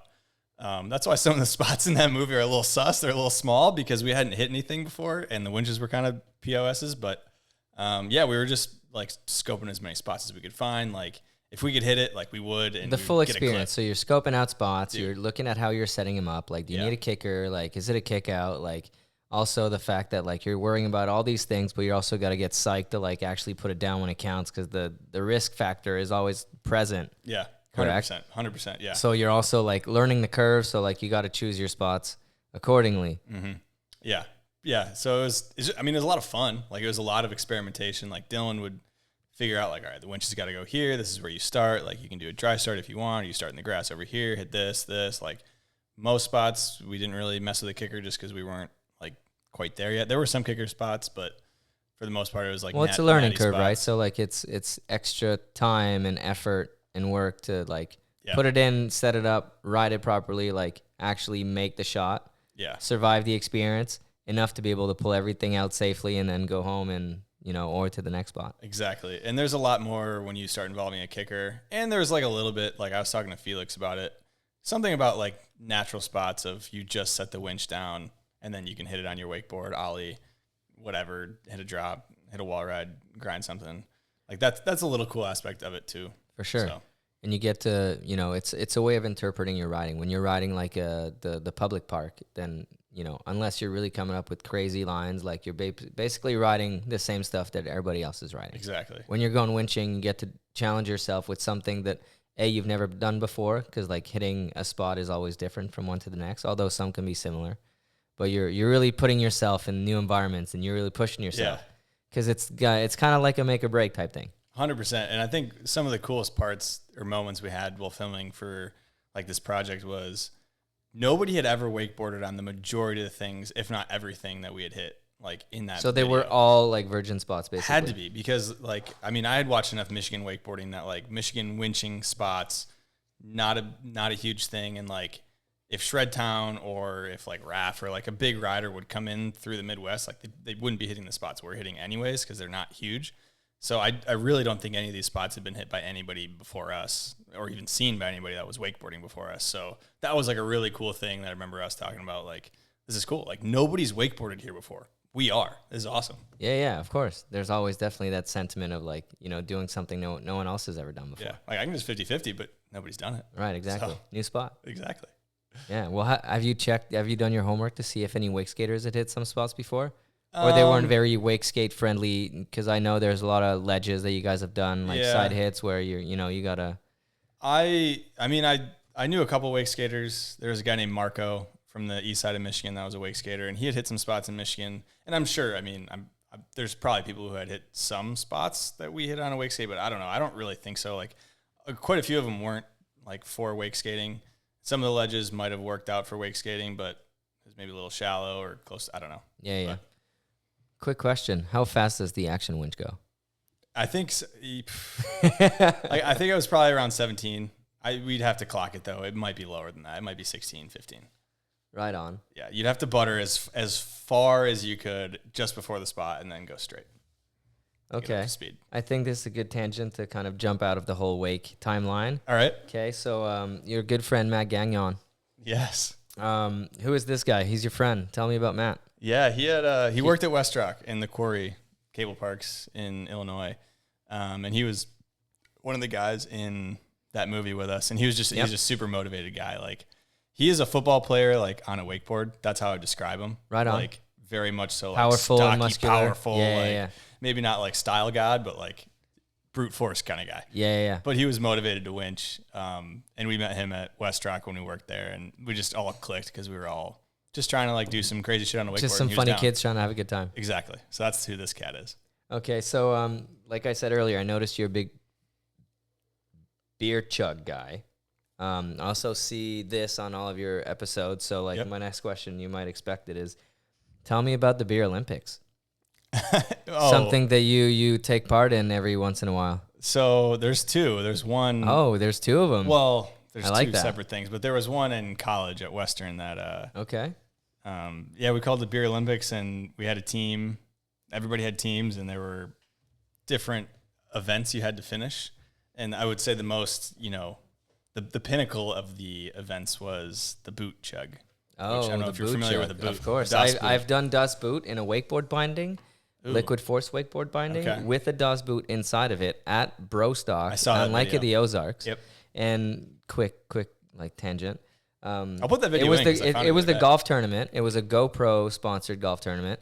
And my partner was my brother Raf, who, he can drink some beers and he's, partied before, but I had to come through for the team. We're playing with these two lovely ladies who are a little older, but like they can drink more than Raf was drinking that day. So I basically had to do DOS boot on my own. Ooh. It was hard. It was Well, I rough. mean, just one on your own is not a big deal. Well, I mean, yeah, but I'm like not signing up for any beer Olympics. Like, do you have any like stats to give us? Like, if that's your that's your specialty. Yeah. Like, how good are you? Like, give me some stats. I Are think you my doing it record- fast? Like, are you doing one-on-ones and like Oh, yeah, killing it before for people? Sure. Yeah. We would do a lot of boot races, and we started it, and it was like my record time was like 2 minutes and some seconds or whatever because we'd never done it before. And then we had gotten all the way down after way too many boots drank in college. I think my record was like 11 or 12 seconds or something, maybe 10 seconds. That's pretty impressive. Yeah. So you got to do the boot twist for the bubbles See, so people say that, but if you just start with the boot sideways, you don't get the glug thing. It was because the air comes the in. air just like, comes out smoothly. Right so on. you don't have to do the twist. right on. But yeah, 11 or 12 seconds is.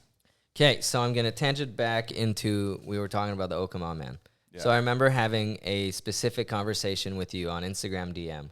I still had no clue who you were. And I was kind of like trying to figure out. So like I was trying to get some like trap questions and whatnot. And I still couldn't figure it out. But do you remember what we were talking about? I don't. It was Wake Awards.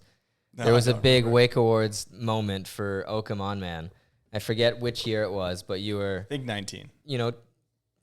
giving some good banter out there about the Wake Awards and like the categories and like who the people were going to win and this and that. And you kind of were trying to shine some light on maybe some people or some things that you thought deserved more or other things that deserve less. Yeah. So like, tell me about that. When did you get so specific on like what is cool and what isn't? Did it like drive from like your influence in snowboarding and how like you were really into the more like core streets, I guess, accessible part of the sport? So like, I guess with wakeboarding, what I'm getting to, you were very much more centric on the cable park and rail riding. Yeah. And like boat was definitely not as a big part of your radar at that stage. Yeah. There's a lot to unpack with that. So Yeah. Well, I'll let you like choose how you want to approach We'll start, that. I Like, guess- this is my first podcast as a host. So like, I'm We'll just start- putting you through the ringer because that's what you've been doing to me and my friends. Yep, a lot of people, and a lot more to come, I hope. So I would say we could run through why I started the account. I mean, it was basically just having fun to start, but there was a little bit of a real reason behind it. I would watch a lot of cable edits and some boat riders who would grab in the wrong spot or zeech the shit out of some rails. And like, these are pro riders that are getting paid to do this. And I don't know, it kind of irks you a little bit to see like someone who's getting paid to wakeboard, not like, I know there's no rules, but I think that there kind of should be at some point. Like there's things that are proper and things that aren't proper. I think that if you do something that's not proper, there should at least be someone who's like saying, hey, I saw that. Like, I see what you're doing. Like I wasn't proper and you can do better. That's the whole thing. Like Well, you can do it. I mean, that's the part about these funny banter, jokes or comments or call outs or whatnot, right? Obviously, you notice that someone did something they could have done better. And you're not like trying to really like put them down. You're trying to motivate them in theory and like, funny was get the some whole- traction and like, call some jokes and like, Yeah. you're not meaning to put them down. You just want to be like, hey, you can do better. Exactly. I watch you. I want to see you get better. Like, I know you can do that better. It's all of that. And like, you shouldn't take wakeboarding or snowboarding or skating seriously. Like any of it shouldn't be taken that seriously, but there is like a level of like self-respect we have to have for the sport in terms of what we're doing on our boards to make it look good, whether you're grabbing, pressing, zeeching, like all that stuff. Like there should be like some accountability in terms of how it looks. But I wasn't going to be the guy that was like commenting on everyone's zeech being like, you fucking suck. You should not have a pro model anymore. I wanted to be like, okay, like I watch sports. Like I'm a big fan of football. Oh, come on, man's a segment. Like, oh, come on, man. Like every time someone fumbled the ball or they come up short, or like That's whatever. where all those sound bites come from. That's where all those sound bites come up, and they're gold. Like those sound bites were so good. And I was like, I'll just like overlay this on some wakeboarding clips. And when I was editing it, I was like, this is pretty funny. Like, And this is how you worked on your editing Yeah. talents. Yeah, No? I would say that it. I heard that that's how you really learn how to do it all. You're like, I'm gonna make these things funny. I'm gonna do this banter. Like, I might as well learn how to edit. And I put mean, some more stuff or together. less, yeah. I wasn't focusing on being a good editor by any means. I just wanted to do it to put it together, and like the fact that it was shitty, I think helped it like a little bit. The fact that like I would do keyframing, I think is it's called, where you like overlay someone's face over something and you have to move it slowly, like with how the person behind them moves. Yeah, okay. And it was shitty. Like, and the award shows was shitty. Like, it was all shitty. Like, it was terrible editing, terrible graphics. Like, but that was the point. Like, I didn't care that much. I'm not going to spend tens of hours or hundreds of hours like to edit this video. So, But at the end, you put a lot of time into it, I sure which did. leads me into Way the too much next time, I'm sure. the next question I have for you is like, so obviously, you know, some people get called out and they didn't like it. So I'm sure you had like some sort of like interactions where people gave you some crap back, and then like, Yeah. what did you do? Did you crack the whip back? Like, I'm curious about that, and I'm sure many people are wondering. a lot of like random people would get mad for sure, DM me being like, you fucking coward. Like, how can you do this? Like, you're just sitting on your couch, like talking shit. I bet you can't even wakeboard, like all this stuff. And I never took any, I always thought it was always funny. Like, I never took any of it seriously. As far as like pro riders go, most people were pretty like, they'd laugh at it. Like JB, when I put him in like one of the making fun of wakeboarding videos, like he thought it was funny. Like anyone who didn't take themselves seriously, I think didn't have an issue with it. Like Understood they the saw point. the humor and they're Well, like, this is I funny. mean, so I was exposed to Wakes, which I'm sure you were a big fan of at a certain time where that was popping. So like Okamman Man was kind of like a sequel to Wakes. Wakes kind of broke the ice and like kind of like did that at the beginning, where like that also went on for a while, like calling out riders and like Yeah. who are doing stuff like the improper way and like you can clean it up, this and that. At the end of the day, like obviously you're shooting, you know, you can't control everything and you don't always get to pick the shot. Yeah. And at the same time, like, you know, it's hard to always be picture perfect 100%. for everything. Well, So, I mean, you know, it's also a job. You got photo shoots, you got this, you got that, you got limited time. Like, you know, in a magazine, you don't really always get to pick. You don't always have a say. But that's part of like the banter too. Like, you know, certain people are able to make sure that everything is always like clean and teed up, but that's also part of like what you're focusing on. And, you know, there's a lot of off the water things that riders need to be focused on. sure. They Wouldn't do. you say? Yeah, I would agree. I think everything is you know, it's a big piece of the puzzle. When it comes to like running ads or whatever with like Tindies or bad presses, I think that like falls on top of everyone in the industry. It shouldn't happen. Yep. So yeah, I mean, Wakes Each, there was a show called, I think it was Hate Line, and I think it was, do you know who Stan is in snowboarding? He's I'm not sure. He runs a show called The Last Resort now, but I think it was called Hate Line I don't know before. that one. I don't know. You know that Skate one. Line and skateboarding? Yeah, Let's Skate get- Line. yeah, okay. So it was like that, but it was a snowboard version, and it was this guy named Stan, and he would make fun of snowboarding. Got a lot of inspiration from that because it was just funny. Like none of it's serious. Like, No, but it's good banter. it's good banter, and it it needs tells to be you talked like about. what's Like, happening in the industry, like whether you like it or not. It's like a news outlet to like Exactly. keep up with snowboarding. And the people who are obsessed with it, like you need something like that to grab onto. You can't So, what do you think about frontboard pretzels? Do you think that should have been called out on Okamman Man on a snowboard or a wakeboard. on a wakeboard? Yeah, not a big fan of the front board pretz. Oh, really? No. I heard different rumors. From who? I don't know. I don't. I mean, I don't. If you did it proper, I mean, whatever. It's like if you do a toe 5 proper, I'm not going to call it out. Like front board pretz, you can do it whatever you want. But Okay. if you teach it, yeah, I mean, sure. Right on. Okay. Call it out. Yeah. I mean, I spent a lot of time snowboarding back in the day, and like when we started rail riding and like frontboard pretzels, it was a cheat code in wakeboarding. You got the Exactly. handle. Yeah. You know, it's really hard on a snowboard. Yeah. So I just wanted to get your take on that because Talk I about wasn't sure. Some two- people were saying like, I think Hunter likes frontboard pretzel. No. Talk to him about that. No. And I was like, I'm gonna ask. No. I'm gonna I ask. mean, you do it like it's a good trick, but talk about two polar opposite tricks. Like in snowboarding, it's really hard. In wakeboarding, it's probably one of the easiest rail tricks you can learn. Probably. Wakeboarding off of the cable park and behind the boat, like winching and stuff. Have you ever winched over like maybe some poison ivy plants or like fell nearby one or something like that? Oh, yeah. I don't know if I can officially track back where this poison ivy came from, but I believe it was when we were hitting this drop in Michigan. It's called the Hamilton Dam. Okay. Who about everybody and their mother has gotten a clip on that dam at this point. But I think we were some of the first people to hit it. And you start like way back in the woods and you can sit start, which is awesome because we had a shitty winch. That was tough to get up to speed. So if you sit start with your board, it's a lot easier than deep water start. and I was sitting in what had to have been poison ivy, sitting. Oh man, in board shorts. In board shorts. Okay. And I usually Wake don't, pants you would have been safe, but board shorts, there's Board shorts. there's some space for some plants. Yeah, to and I go up. probably wasn't wearing boxers or underwear, so it You're was in board just shorts. straight up real near and dear. So Yeah. I got poison ivy all over my butthole. Like it was terrible. It was one of the worst things I ever had. It was there for like 4 weeks because you're constantly sitting on it, itching it. It was awful. It was terrible. Yeah. I'm sorry, but that's good banter. But do you know? did anybody ask you about how I kind of fixed the problem with? No, but I think that's what their question led to. So I had the poison ivy all over my butt and my back. And then we went to a spot in Rockford, Illinois, and it's like a bunch of concrete. And I was like, cool, I'm going to 180 onto this concrete pad, slide all the way across it, and then like backside 180 out. It's like 180 on, 180 out. And I was like, this would be cool. And then Dylan's like, let's put a wakeboard in the middle. So you island onto the concrete, on the concrete, hop over the board to make it a little bit gnarlier. And then 180 out. And then 180 out. And I was like, yeah, that could probably work. And so How did that go with an itchy butt crack? So the itchy butt crack wasn't the problem, but it was the solution actually. So I 180 on, and then I go to ollie, switch 180 on, regular 50-50, go to ollie, and then when I land, I catch and fall back onto my butt, but I scrape like all the poison ivy off my butt on the concrete. So it's scabbed, but it doesn't itch anymore. Oh, Yeah. that's a quick solution. I'll put that you know. slam in. It was a great slam. I'd One of my love- best I'd- slams. I'd love to see it. Yeah, top 3 slams I have. Fantastic. So yeah, that's the story with the poison ivy.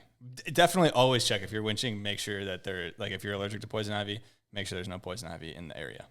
It's not worth it. Okay, so before I can close off the Okamman tangent, Okay. I hear that you're hiding behind a bunch of other handles on Instagram. Are there any other ones that you want to talk about? I wouldn't say hiding behind. Well, I say hiding just because, like, A you lot of know, people don't you're. know. I don't know. So, like, I was wondering this until I started asking questions. Yeah. So, like, one of my funny ones is at Raft Spots. I don't know who that is. Yeah. Are you sure? No, I'm not sure. I don't know who that is. Okay. You don't know if you don't think that that's you. I have an idea, but no, I don't know. You don't think that that's you. You have an idea, I have an idea who that is, but and I it's don't know. not you. I don't know who it is. I've got a couple others. I mean, Okay. but I don't. Yeah, I don't know. I probably have 8 Instagram accounts that I'm logged Okay, into. and you don't want us to know which one those might Some be? of them I'm sitting on that might be good in the future. Okay. But you know, Okay. I got wake pants. Wake pants is mine. So if Okay. anyone wants to buy wake pants, I'll sell that one. Right on. Someone wanted to buy Okamman, man. So that was Terry Bailey offered me $500, I Nice. believe. But I said I want $500 in a lifetime season pass to Valdosta. Oh, I mean, you you're couldn't make that one You're happen. negotiating with the wrong person there. Well, I think he ran it up the flagpole. Luke and Quinn were like, absolutely fucking not. I mean, you know, I'm So- not. I can't be the one deciding if that's gonna work or not. It did.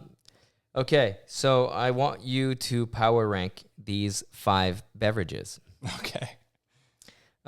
So we've got milk. Okay, that's one. We got La Bad Bleu. Labatt Blue. Wait. Sake. Sake. Tequila. Oh, okay. And PBR. Beer. Milk 1. Milk 1. Tequila 2. Tequila 2. And what do I got left?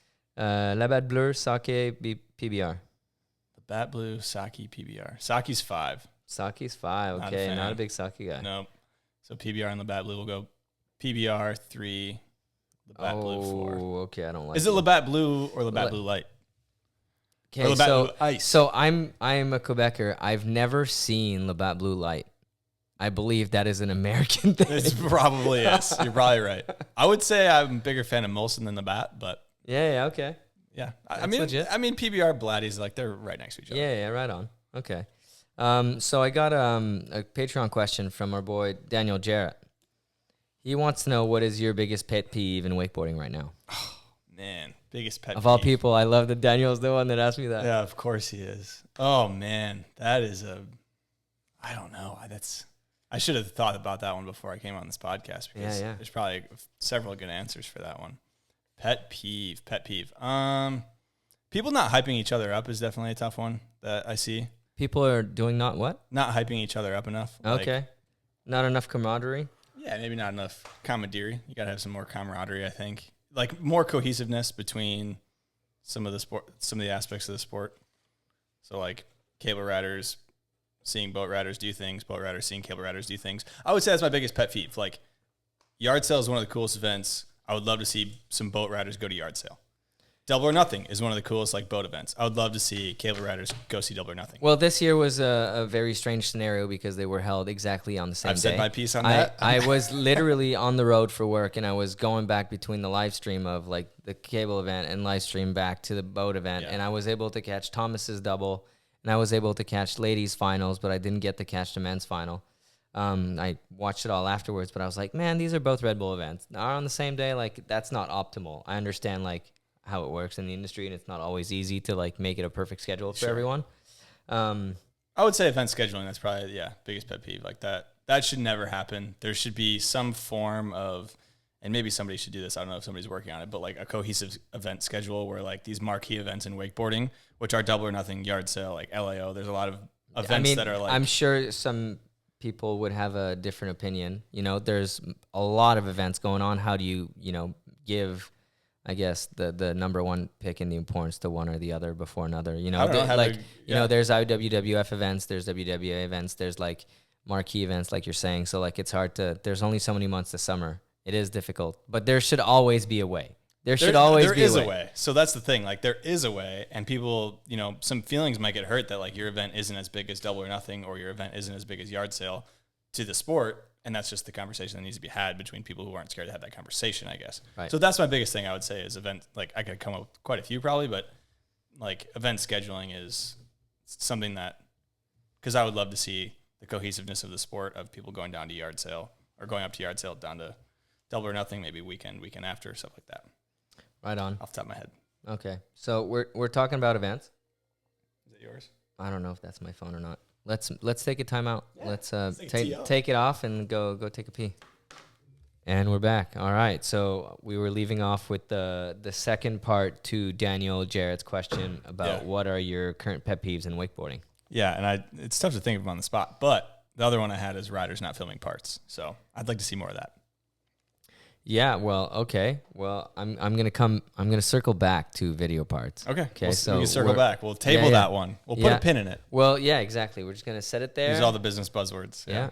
Okay. Put a pin in that one. So from there, I have my own Patreon questions, right? So I am a Patreon. If you are watching this show and you've watched at least 4 or 5 and you haven't become a Patreon, I highly suggest you. You're already supporting it, watching it, listening to it, so you might as well support it. Put your money where your mouth is, or I guess where your ear is, would be a better way. Love that little plug by Ollie. Thanks, man. Come That's on. Huge. So from there, I want to go into, so like we've identified that I'm like a wake nerd and I'm a wake geek. I love all this stuff. It seems to me like you kind of have that also. You're passionate about it. You always love digging into like what you want to know about. So how much of the wake history do you know? And like, what are the parts that you don't know about that you'd like to know more of? I don't know much about the 90s at all. 80s, 90s, like all that, like old like the water early ski beginnings. Jargon, I don't know much about that. So you don't know much about like, I remember when I was young, there was a lot of trick skiers that started wakeboarding that were actually really freaking good. Yeah. And like, Sean was saying that he would enter trick ski competitions on his wakeboard because the rules, allow it. Yeah. Okay.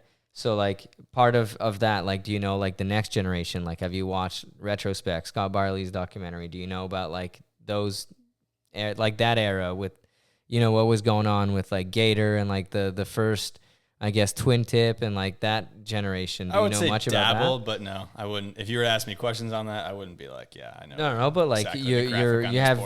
Are you showing interest into looking into it? Because there are ways, Barley, I love watching Barley. Like I remember the clip of, I don't even know what video it's in, but him going over the bug board slide, and then the other clip of him on the dock board slide, pop over the little knob. Yeah, like the closeout. Like, I don't know what videos I was dock closeout. Like, yeah, that stuff. I like that stuff. Yeah. Yeah. Okay. Cool.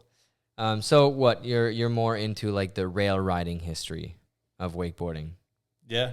I wouldn't say I'm a big history guy either. No, but like, have you looked into it? Like, there's a lot of rich history in wakeboarding's rail riding. Mm-hmm. And a big factor of that, like you're saying, like Barley behind like a boat, then behind like a, you know, a jet ski or PWC. There was the projects, you know, lots of rail hits and videos and photos were in those settings. And then while in Europe, there were lots of big cable events that were happening. And like Australia had a huge cable scene. Like, do you know about those scenes and I know like those nothing eras? about that. Nope. The early days of cable in like Europe and Australia, I don't know a whole lot about. I need to watch some of those videos, but no. Yeah, I think so. Because there's a lot of really cool stuff. You know, have you seen like the carnival videos? Like, Yeah, I'm sure you've yeah, been I've seen exposed those. to that. Yeah. Okay, so like, do you remember? I guess the big cable era where there were huge events in Europe and stuff. It was like the Nick Davies, the Tom Fouchés, the Nicky Gers, the Sam Bobo Collins from Australia. You know, Frederick Von Austin. Like, that was a big era of cable wakeboarding too. Do you remember that? No. Did you know that Nick Davies used to compete behind the boat and absolutely smash it? I did know that, yeah. He was insane to watch right behind the boat. Yeah. Okay, what about like the events like Fees and like Yeah. I would say Harbor like, Reach, Wake of Steel, Wake of Fame, Wake Open? Like, do you know about those events? Did you see some of those events or at least some content Fees, or photos or videos? Definitely. You got to remember, like, I got in like to wakeboarding, like really into it in like 2016, 2017. So like, I didn't go back and look at like cable events before then. I was into the boat side of stuff. Like, I was a little bit more into the boat history things. Like, I was obsessed with like different types of boats and how you weight some boats and like the different hulls and stuff like that. I wouldn't say obsessed. I was like interested. But the early cable days stuff, like, no, I wasn't really super like again, I would watch a lot of like rail riding back then, and I would compare it to snowboarding, and I would be like, well, it's just like not there yet. Like, it still has a lot of growing to do. It's still, Well, of course. Well, I mean, sloppy, wakeboarding, so. rail riding, you know, is a couple years at least younger than snowboarding, rail riding, you know. 100%. So you got to let time for nature to do its thing. Exactly. You know, organically, it's got to, and obviously, like the industry is always going to contribute to that. And there's sometimes outside factors, like for example, a Wigs each and an Okamman man that can help steer in the right Speed direction. it along a little bit, yeah. You know, and I mean, you know, it's part of the process. Yeah. Right on. Okay, so leading into video parts, you know, we were talking about video parts earlier. I want to go back to that. So, what is your favorite winch spot that you've hit? I'm assuming it was in one of your video parts. Was that like a spot or like a trick? Like, is there like one that you were like, man, this so far is like my favorite one? I had a really good line in like Traverse City just because my kit was on point. I had some nice gray wake pants. I had a quarter zip jacket on, and I think I had a beanie, and it was just a great kit. I think I did front lip. No, I did front board same way. Front lip pretz on like these two ledges next to each other. Yeah. And then there's another spot in I have like three that I think I really liked. Like the ender spot that Like I double had. lines, right? Double lines, yeah. Yeah, I remember watching those. Yeah. So I would say that was probably one of my favorites. Like, it's kind of Like linking together a double winch line. 100%, yeah. And it was like upper river, so it was just everything about it was cool. And it was fall, so the trees were changing color and stuff. What's the longest, I guess, attempt at trying to get a clip? Like, how many attempts or like how much time have you spent at a spot for a clip? I wouldn't say we were pushing like the tricks that we were trying, so we weren't there for a ton of time, just because like at that point everybody wanted to get a clip at a spot in a different way, so you're not going to battle for a day or 2 days or 3 days because it's not, or even hours, because the next person wants to go. Like, everybody wants to ride. Well, it's a team effort, right? Team effort, yeah. It's not like, yeah, exactly, team effort. So, but the one that comes to mind is like we in Holland, Michigan, on a big lake, there's a handrail and it was flooded, so the handrail was like hittable. But we brought a big kicker in, and the kicker was probably just as high as the handrail, maybe a little higher. And I was just being a total bitch about committing to hit the rail.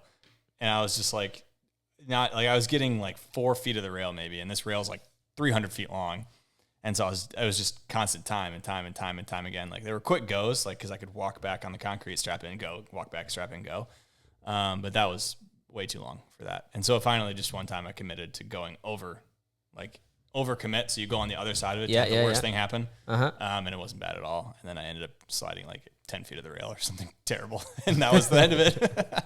So that was the one that definitely I've spent the most time on. Right on. The worst clip. So. Okay, so still on video parts, Patreon question by yours truly, Dylan Mead. Okay.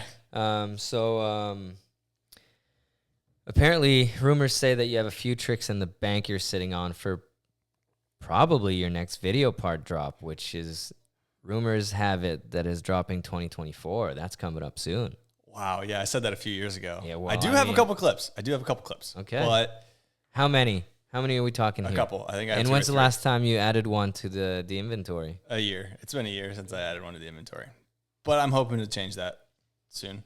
Like everybody on this show says, they're hoping to come out with a full part soon. Well, I'm trying to give you some of that. You know, you're And everyone's calling Cap. inviting people in, and then you're telling them when's your next video part. Like, come on, man, you need to give us a video part. Now, so dude. like, I'm not a writer. Come on.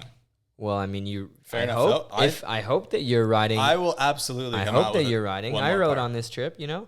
I rode. I will absolutely come out with another part, for sure. All right.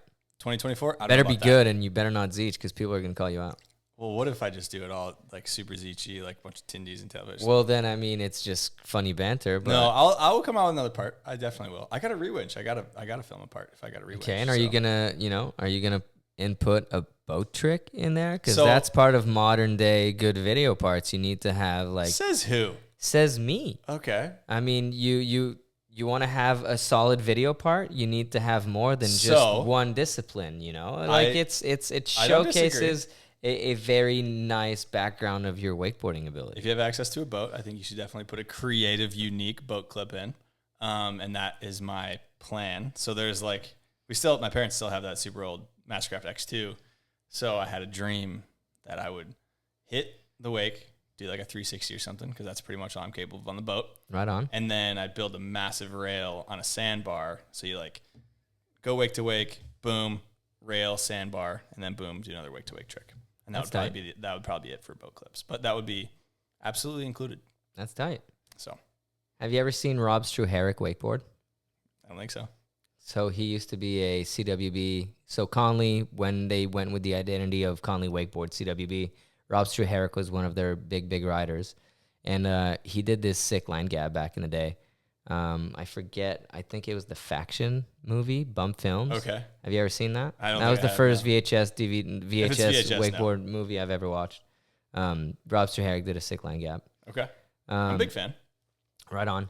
Okay, so leading into the next question is: are you in or out with dry pull winching? Are you gonna have any of those clips in your video part? I don't know if I would have any. Maybe I would if the spot's perfect for it. I might think about it, but I don't know. I'm not against dry starts at all. For me, I don't know if I would really do them. I don't know. We'll have to see what the spot looks like. Okay, so it's not a definite black or white yes or no. You're No, in the but gray. your part shouldn't be. There shouldn't be a ton of dry starts. So that's what I think. But it's no. There's no hard yes or no on those. It's just if it fits, it fits. Okay, so we're talking about winching. We're talking about video parts. We had a question from Dylan. So I did see not long ago a clip of Dylan nearly collapsing himself on a winch setup that I've only ever seen my brother ride. And he does two tricks that he ends his career with. And I saw the clip of Dylan coming up short. Yep. Were you there? Like, do you I have wasn't anything? there. Like, have you ever been to that spot? Have you ever checked it out or scoped it out? I'm or pretty anything? sure Dylan Miller's hit that spot though in his X Games part. Yeah, I in think a so, different too. way. Yeah. So I think that's what Dylan Mead was going for. It looked like same thing. Maybe he was doing a 180. I don't know, but I wasn't there for that. No, but it looks very. It was quite violent. It was near death. It was. It was quite violent. It was very violent. I'm so happy that he I think he was fine. He walked got away. out of it unscathed. Like, Yeah. oof. That was Gnarly. something. Yeah. So very on heavy. the RAF winch spot, so like I'm very thankful because the next time I heard about you after Okamman, I found out that you were helping my brother out with some winch clips in Au revoir, and I was part of filming. I would assuming from the shots that I saw, like I was there for maybe 40-50% of the spots. Okay. So I helped out a decent amount over the years, So I know which ones I was a part of, but then when I found out you helped out, I want to know, like, between you and I, like, which spots did you help out with? And, like, how was that experience working with Raph when you never met? Yeah. So I think I sent him a few spots, one of which was an absolute no-go, but he had probably already had some of the ones I sent him. Oh, he had so many spots on his Google Maps. So I've many. And been on it with him. It's crazy. he had a plan of, like, what he was going to hit on this trip. And I think he needed a winch, And it was just him and Jonathan. I think it was just those two. That was the plan. And so it's tough to winch with 2 people. Oh yeah. You can do it now because you have electric winches, but it's not ideal. Like 3 or 4 people is like the ideal size squad, I think. So yeah, I don't know how we got in contact. I think he was looking for a winch, maybe posted on a story or something of like, anybody have a winch in the Midwest or whatever. And I was like, yeah, of course I do. Like, yeah, you could definitely use it. And so he came by and picked it up one day, and then he continued on through to like West Rock area of Illinois. I wasn't there for any of that because I was working Monday to Friday. And then he came back and he hit a spot in like South Middle Michigan. I don't know if it was. Do you remember what the last spot he hit in the movie was? What the ender spot was? Well, the ender spot is that same spot Dylan collapsed himself on. That was the ender spot. That's the ender Okay, spot. So he goes block to block. Okay, it was towards the end. It was a couple before that. It was like the waterfall drop. Was it the triple step down Triple ledge? step. Yep. Okay, yeah. So he does like a With the switch pallet 50, kicker. like fakey ollie out, and then he does a 50 back 270, Yep. back to regular. Exactly. Okay. So that was the spot I helped out with. Okay, sick. And we showed up. I showed up. He was like, here's the pin. Show up. He already had the winch, so I just showed up ready to drive the winch. John would film. Raph would ride. So it was already set up by the time you got there? Or were you part of setting The night up? before, he and John were out there like at like Scoping. 2 a.m. They scoped it, and then they rub bricked and waxed it. And I think they even put the pallet like wedge kicker in there too. So I think it was ready to go when we got there. I don't know if he had scoped the landing yet or not. Maybe he did that when we were there setting up the winch. But yeah, we get there. It's like 9 a.m. and there's people working so it's a dam, and usually there's like a building at a dam that is either like running the hydro of it or just Yeah. It's like maintenance, the generator. whatever. It's like the camera. It's like something. There's always some Something. sort of like room or building or something. with like a government employees or like state Town employees or or town something. employees. So there's a few guys that are obviously like in either high vis or they're in like an official truck and they're just hanging out at the spot. And Raph's like, I don't know if I really like that. Like, I don't want to start hitting it and then get kicked out. And then like, who Then knows? you Might get- never really hit again. Yeah. And so we're just sitting there for like a few hours. And like, oh, they'll probably leave soon. Like, they'll leave for lunch, or like they're only doing like a morning call because everything's ready to go now. We got the winch in the tree. Like, everything's good to go. Winch is mounted to a telephone pole. And so we're just sitting there, hanging out, which was pretty cool. Like, I got to hang out with Raph, and it was cool just to like see inside of his mind a little bit and just shoot the shit. But these people Get to know him. Get to know him, and he's like a super cool guy, as you know. He's your brother. So we were just hanging out. These people are not leaving. It's like 1 o'clock, 2 o'clock, 3 o'clock. Like, they haven't left. They've been here all day. And at this point, Raph is committed to not hit this until they leave because you never know. Like, Why wait? Like, You know, like, we've already waited this long. Like, Exactly. we'll just wait till they leave. They're not going to be here all night. Like, they're going to leave at 5 or 6 o'clock whenever their shift is over or whatever it is. So 5 o'clock comes around, 6 o'clock comes around. Finally, they start packing up to leave after we've been there for the entire day, just waiting. We were just waiting for, like, I would never hit a spot like this. Like, if you were hitting a spot with Dylan Mead, like, you would be like, if you can't hit it now, you're going somewhere else. exactly, we're going somewhere else. Like, we don't have time to burn. Like, we're on a trip to get clips. So it was just unique to see like his approach. It was very much so, we're just gonna hang back and wait until it's right to hit, and when it's right to hit, gonna hit it. I'm gonna get the clips. And he did. Like, that day, I think he did. I don't remember what he did. I think he 50-50'd it. I think he 50-53'd to like the last one, or I don't remember what it was. I was trying to focus on driving the winch. Right. And I think at the end of the session, he was starting to try back twos down to the last one, and he didn't land it, but he got close. And then the next day, I was working, so I couldn't help out. I tried to reach out to some people that could help them. Nobody was able to. Everybody was working or busy or whatever. So I think he got that clip with John was driving the winch And as filming. well as So they set up filming. the camera still. I think he was And on the started drone. it. Then he was. Oh yeah. Okay. Yeah. So I think he had a Drone setup. drone pin. setup, camera, and he was driving the winch, which Right is on. hairy to say the least. But he got the Yeah, back yeah. two. I told him he should have done it switch, but back two is good enough. Yeah. Yeah. Because I said I'm going to go there and do a switch back two now to one up you. Yeah. Nice. So So is that one of the clips you're trying to stack for your? that'll be video my part? ender if I ever do it. That'll be my ender. Yeah, Nice. switch back two on that. That's So, legit. Yeah, call it all hello or just Right goodbye on. in English. Okay, so getting into the last big subject I want to talk about with you, part 5, grab matters. How did the idea come about? You know, how did you start with the concept of you know, the influences to get to where you are, and like what you wanted to do, and like how you were deciding to do it, and how you went about starting it, like who your guests were going to be, where you're going to do it, like how all of that. Walk me through that, like the inception of it.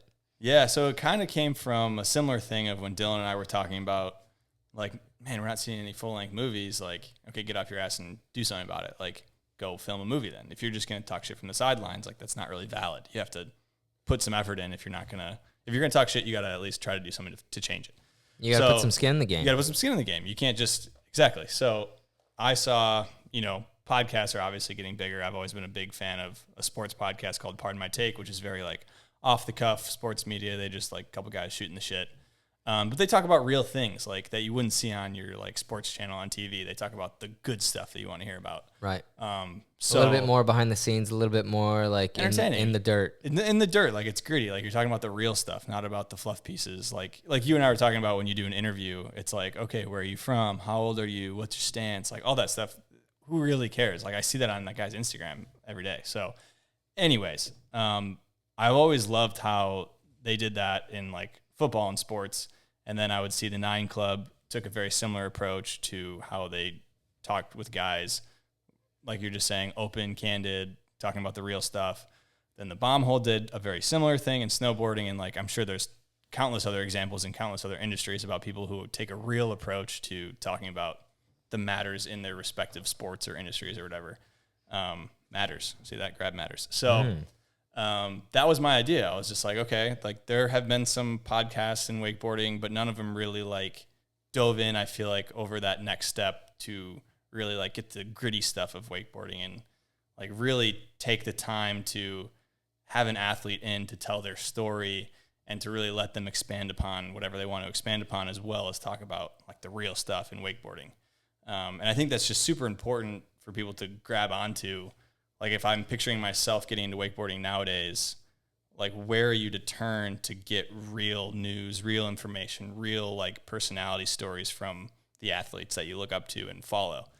And so I didn't really see that much. So I was like, okay, well, I could probably start a podcast. Like everybody sits in they're drinking a couple beers with their buddies and they're like, oh, I'll start a podcast. And I was like, well, what if I actually did start a podcast? And so I start thinking about it and I'm like, well, I don't really know. Like, I don't want to do it over Zoom because I feel like you wouldn't have a great conversation if you're doing it over Zoom. Well, the connection with the person you're interviewing with wouldn't be quite as humane. Exactly. Like when you're in person, you know, it's you. There's no other choice. You're there, right? Like you're bonding. You're actually creating a relationship. Exactly. Like, you're exchanging on a personal level. Exactly. It's not just another like FaceTime or Zoom meeting. That's just like, all right, I'll check this interview off the box. I'll spend 45 minutes talking about my stance and like how much weight I put in my boat, and that'll be it. So I wanted it to be like real. I knew I had to do it in person. So I was like, well, shit, this is like, I don't know anything about like media and like cameras and microphones and stuff. Like we would just grab an HVX point and shoot for the movies or for filming and stuff. So I was like, well, I guess I can learn it on YouTube. So pulled it up on YouTube, how to start a podcast. And I was like, well, I want to have it on video. I also have to have like good audio, at least decent audio. And so I was like, all right, I'll get all the stuff. Got to come up with a name. Spent way too long thinking about a name. Probably 8 months to a year thinking about a name. And there were some terrible ones. Oh, I'm sure. Like, I mean, brainstorming, there's always the ups and the downs, right? There were a lot of downs, a lot of terrible ones. And like after a certain amount of time of brainstorming a name for something, you're like, these are all bad. I'm never going to think of a good name for this. So I just kind of have to pick one. Like, right. You just got to pick one. And I was talking with Dan and he had some, and I was just like, what about grab matters? Like grabbing is super crucial in board sports. I think it's what makes board sports look really cool are some really great grabs. They're building blocks to learning how to be like a stylish rider, I think. And then matters is like a word that like you can grab any matters and talk about it. Like this matters, that matters, whatever matters. Like, yeah. And in like board sport lingo, like being able to grab a trick properly, you know, it elevates, you know, it legitimizes your riding and your trick because you have enough thought behind how you want to do it and how you actually execute it. 100%. Yeah. So always been a fan of grabs. So I was like, all right, we'll go with grab matters. And then from then on, it kind of just started snowballing into like, well, I can't just make a podcast. Like there's got to be a thing behind it that people can like grab onto. And like, I guess I didn't know what it was going to be. Like I know the questions I'm going to ask. I know who I'm going to have on, but like, are people going to come on? Are they going to care? Like, do they want to? Like, I didn't know. Like, I had no idea. So when did you start? Like, you know, what was your original, like, you know, what kind of like first list were you striving for? Like, did you know what kind of approach you wanted to have as far as like what you wanted to talk about? You know, were you worried about like, is this going to work? You know, do I have the funds to really do it? Like, where am I going to do it? Like getting the equipment, you know, like getting people that are not from where you're from. Like, how do you organize? Like, I know that first you got on the road quite a bit. You want to talk about that? Like, right now we're doing this in Florida. Like, you know, there's been a lot of movement, and it's been what? How long? When was the first episode recorded? A year and a half ago, maybe. Year and a half ago. Yeah. So I did 10 at first. Is like season 1 is like, all right, I'll do 10. And I'll have that be like a season 1, and I'll wrap it up, see what the response is. See if people like it, people don't like it, like see what it is, see if I can even do it. Like, am I going to be terrible at this? Could be, still could be. But so I started with some friends, Adam Sinclair, he lived in Grand Rapids, Daniel Jarrett, he was in Illinois, super close. JB came and visited, and so did Johnny D at West Rock. So I was like, all right, I'll drive over, we'll do it there. And then went down to Florida for a trip, did Gunther, Eric Ruck. Maybe I did somebody else. Tried to do a couple others, but I got a few there, and then I got a few at yard sale. And I was like, okay, cool. I got 10. Like, yeah, but I was traveling. So like, it was not sustainable. That was very obvious from the very beginning. It was like, no, you can't fly around with all your shit and do interviews. And I mean, obviously there's costs related to making it happen, right? So like, that's also part of like committing to doing it, you know? From what I understand, you didn't really like spend much time competing, or like you didn't judge events, or like you weren't necessarily part of like that portion of the industry.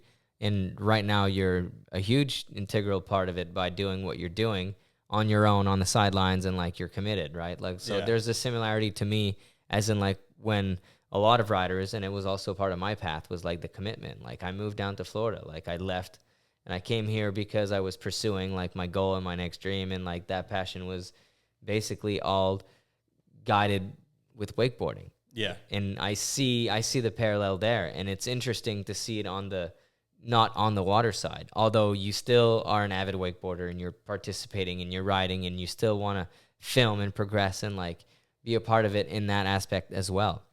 Yeah. So like, when did you realize that you had to commit to make the move to Orlando? Oh man. So the terms of like spending money on it aspect, like I had a job this whole time, obviously. I was working at an online retailer called Wake House. So I was like kind of in the industry in that sense. Like I was doing customer service with them, and then doing like a little bit of marketing, and then moved up to a different position that was in marketing at a boat dealership, Action Water Sports. And so I started learning more about the industry, like getting more behind the scenes, meeting more people, but it wasn't like being a rider in downtown or in Orlando, Florida, or wherever. Like, right. I wasn't in the mix, but I was getting exposed to more and more pieces of it, like behind the scenes, like how things work. So I was getting a little bit more, but there was a certain point after the 10 episodes, I was like, well, I want to keep doing this. I can't keep flying around. I can't do Zoom. Like there's only one option. Like I only have one option if I want to continue this, the only option is to move to Florida, because that's where most of the riders are going to be able to either come through Orlando or live here. Accessibility. There's really no option. Like I'm sure, I don't know where the 9 Club is. There's somewhere in SoCal. Like that's where all the skaters are at. Like the Bomb Hole's in Salt Lake. That's like it's snowboard mecca. You got to be in the hub. You got to be in the hub. So like you can't be in West Michigan doing a podcast about wakeboarding when it's only warm like 3 months out of the year and nobody comes through. Right. So it's just kind of and when people come through, they're in season, they're busy, they don't necessarily have time to all line up, and like you don't necessarily have the bandwidth to interview 4 people in a row in a day either, you know? Yeah, exactly. There's a limit to how many podcasts you can do. Like you can't do 7 days in a row of podcasts because you have to do 8 hours to 10 hours of research per person, reaching out to their friends, their family members, like a bunch of all that stuff. So it's like you kind of just got to be in it, in the area where they can be like, hey, can you come by next week, block out 4 hours of your schedule, you're 25 minutes away, 45 minutes away, whatever. So yeah, the idea behind coming down to Florida was just that there's no other option to, like, if I wanted to do it, there's no other option other than coming to Florida, Orlando. So heck yeah. Well, I love to see the commitment. Yeah. So how many episodes have you been able to record so far? How many have been posted, and like how many are you sitting on? I mean, when this comes out, who knows? Like I have 4 or 5 in the bank right now. Okay. around this. So like, Beck's interview just came out yesterday. So Yeah. that's number what, like 28? 28, Yeah, okay. 27 or 28. Yeah. So you're in the 30s in theory. Yeah, by this time. You yeah. got about 30 episodes recorded. Yeah. So what comes next? What's the next step after that? What's the trajectory? What's the idea? What's the concept of like how you would like to keep that going? Yeah. So the idea is to do more stuff that isn't just one-on-one interviews. Like I really like the telling somebody's story or having them tell their story and me help along with that, as well as ask a bunch of questions that I think people want to hear. Because I think it helps with the excitement of wakeboarding, getting people into it, keeping people in it. But in the future, I really like the idea of, like, a lot of the podcasts I listen to have group formats where it's like more so new topics that are going on with pro riders, industry heads, filmers, stuff like that. And just kind of having 3-4 guys, maybe 5 guys or girls sit around and we have a list of stuff we want to talk about and we just kind of move somewhat quickly through that as a just discussing grab matters. Discussing switch methods and all that good stuff. Hell yeah. That's definitely like another step in the direction. I think just creating other content that exists in other industries that are crucial to the success of those industries and trying to play a part in help creating that content in wakeboarding. So that's like the long-term goal of the future, but just to keep on keeping on, keep doing it. Joe Dirt. Exactly. Joe Dirt. Exactly, dude. Yeah, keep pushing. Okay, so with the 20 or 30-ish interviews that you've done so far, is there one that you're like most proud of, or one that was just like that just clicked, or one that you just felt like you nailed, or just one where you were so, as like a wake nerd, super stoked on the fact that you got to hang out and meet and interview someone and like get to share it, and like you learned a lot and you felt like it brought also value to your audience? Yeah.